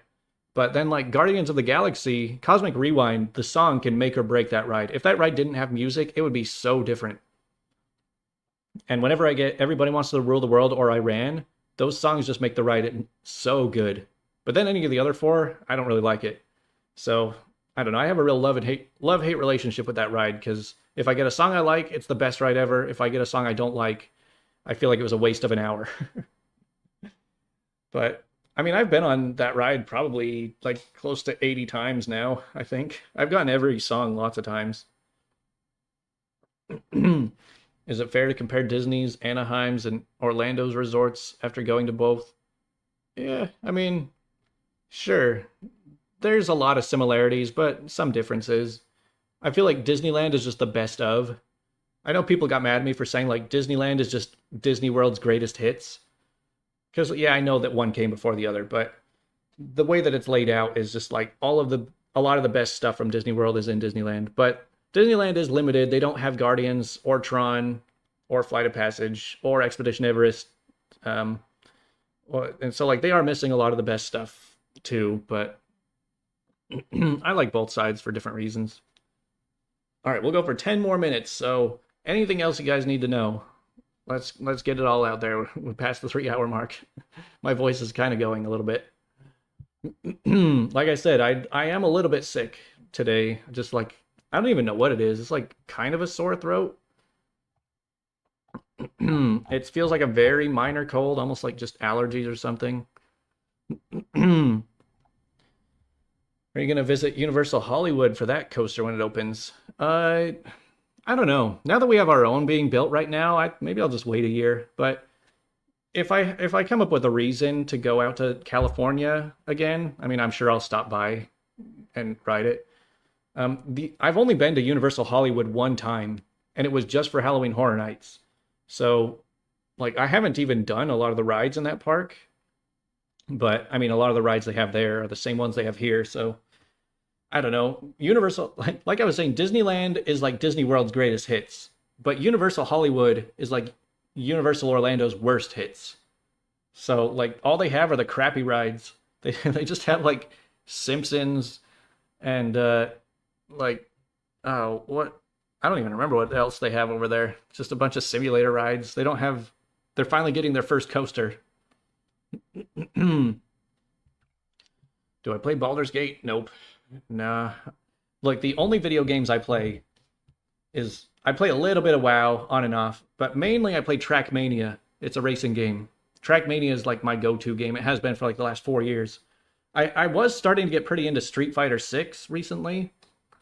I've been kind of inactive on there, but I jumped into Street Fighter 6 just with the sole intention of like how fast can I hit Master's rank? And because I'm really good at a lot of different video games, and so I'm like, all right, I need to get good at a fighting game. So Street Fighter 6 it is. So I jump in. I'm playing modern controls, but I'm already in like Diamond after only like 60 hours played. So I feel like I've gotten good pretty quick in that. I need to get back into it to try to hit Masters. Have I played Planet Coaster? Yeah, I've got like 80 hours played in Planet Coaster. Uh, I like to just I rarely just build like pretty and well functioning parks. I usually just like to find weird exploits and weird stuff to play around with and just just go crazy with it. One thing I found is that in Planet Coaster there was a pre-made car ride that you could put in there called Crank Start, and you could charge like $40 a ride. People go crazy for that ride. So I just put crank starts everywhere. I build like 50 of the same ride in the one park. And it got so big, I had like 15,000 guests in the park. So many that the game can barely even handle it. It's lagging like crazy. So then I build another roller coaster that's literally just like a mile tall track that just goes straight down and then the track ends. And so I just put those all over the pathways so that you get coaster trains that just derail and just ram right through all of the crowds and just send people flying. So all I do in Planet Coaster is just launch my guests, thousands at a time in these huge crowds, launch them off the map. So not typical Planet Coaster behavior. The Mummy ride's better in California? Maybe. I was surprised at how different they were, but I was a little disappointed because so the night I was at Halloween Horror Nights in Hollywood, it was like almost 2 a.m. It was really late in the night. I was actually pretty cold that night, and I was like, all right, let's go get on Mummy because the fire on Mummy always warms me up. But then I ride it, and then there's no fire on their version. The Hollywood one doesn't have any fire in it. The Orlando one has a lot of fire, so we do have that going for us.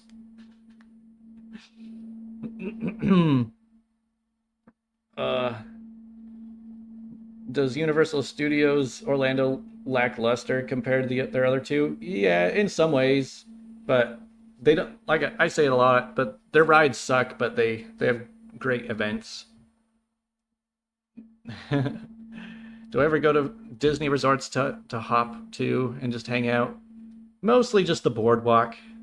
I like, if I'm bored of walking around the World Showcase, um, over at Epcot, I'll just walk out of the park into the boardwalk, and the boardwalk feels like the second World Showcase. It's just another walk around the lake with cool stuff to look at.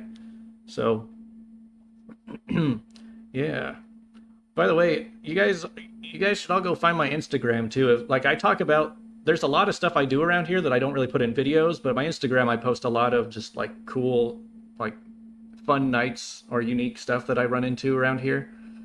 There's actually been some pretty cool non-theme park stuff that's happened in the last few months because I had there was the rocket launch, the Artemis 2, the one that went to the moon. I actually drove to Titusville, like way up close, so that I could see it better.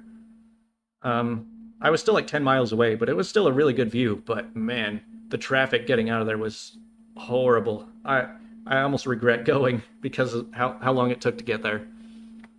But then there was also MegaCon, just like a huge fan convention that happens like right down the street from me. So I'm like, well, you got people traveling 1,000 miles to come to this thing. I mean, I might as well go while it's in my backyard.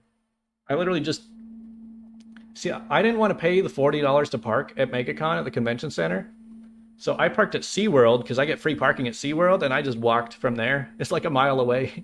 The convention center is right next to SeaWorld, so I just used their free parking.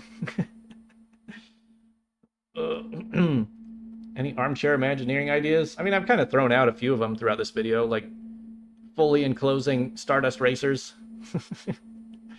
I don't know. I always say, like, no matter what rides get added to the parks, I'm gonna get bored of them at some point. So, like, the attraction lineup is not that important to me in a lot of ways because, I just enjoy going out.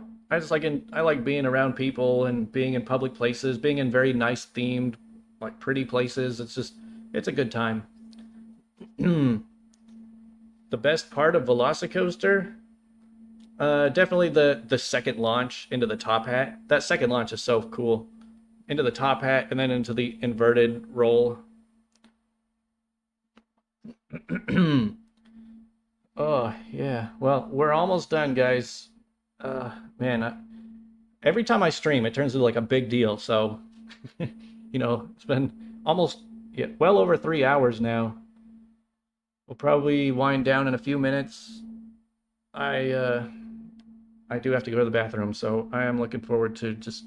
I'm probably just gonna go for a walk and watch the Magic Kingdom fireworks from 6 miles away. Oh, is there any city with more fun things in it than Orlando? Well, if there was, I'd be living there, not here. Literally, Orlando was the only place in the world that has as much to do as I would be able to do. I don't know if that sentence made sense, but I felt like there was no competition for like how much good stuff there is to do here. So yeah, I didn't even have to debate it.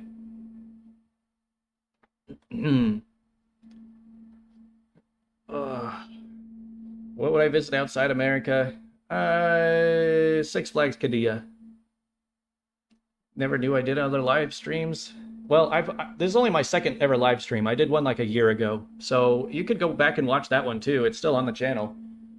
Hopefully, there's a lot of people that feel like going back and watching this VOD because I feel like there is a lot of fun. There was a lot of fun conversations we had tonight. So yeah, don't feel like just because you missed the live part of it, like it's still good. There's a ton of stuff to talk about. Yeah, I'll probably find another excuse to live stream sometime this year. I like doing this. It's just if I did it too much, I feel like it would just get annoying. People wouldn't want to watch them that much. But hopefully I'll get a video out in the next week or so. Thoughts on the closure of Muppet Vision? To be honest, I don't really care. I never liked Muppet Vision. I felt like it was when I watched Muppet Vision, I felt like I was watching the deleted scenes of a movie.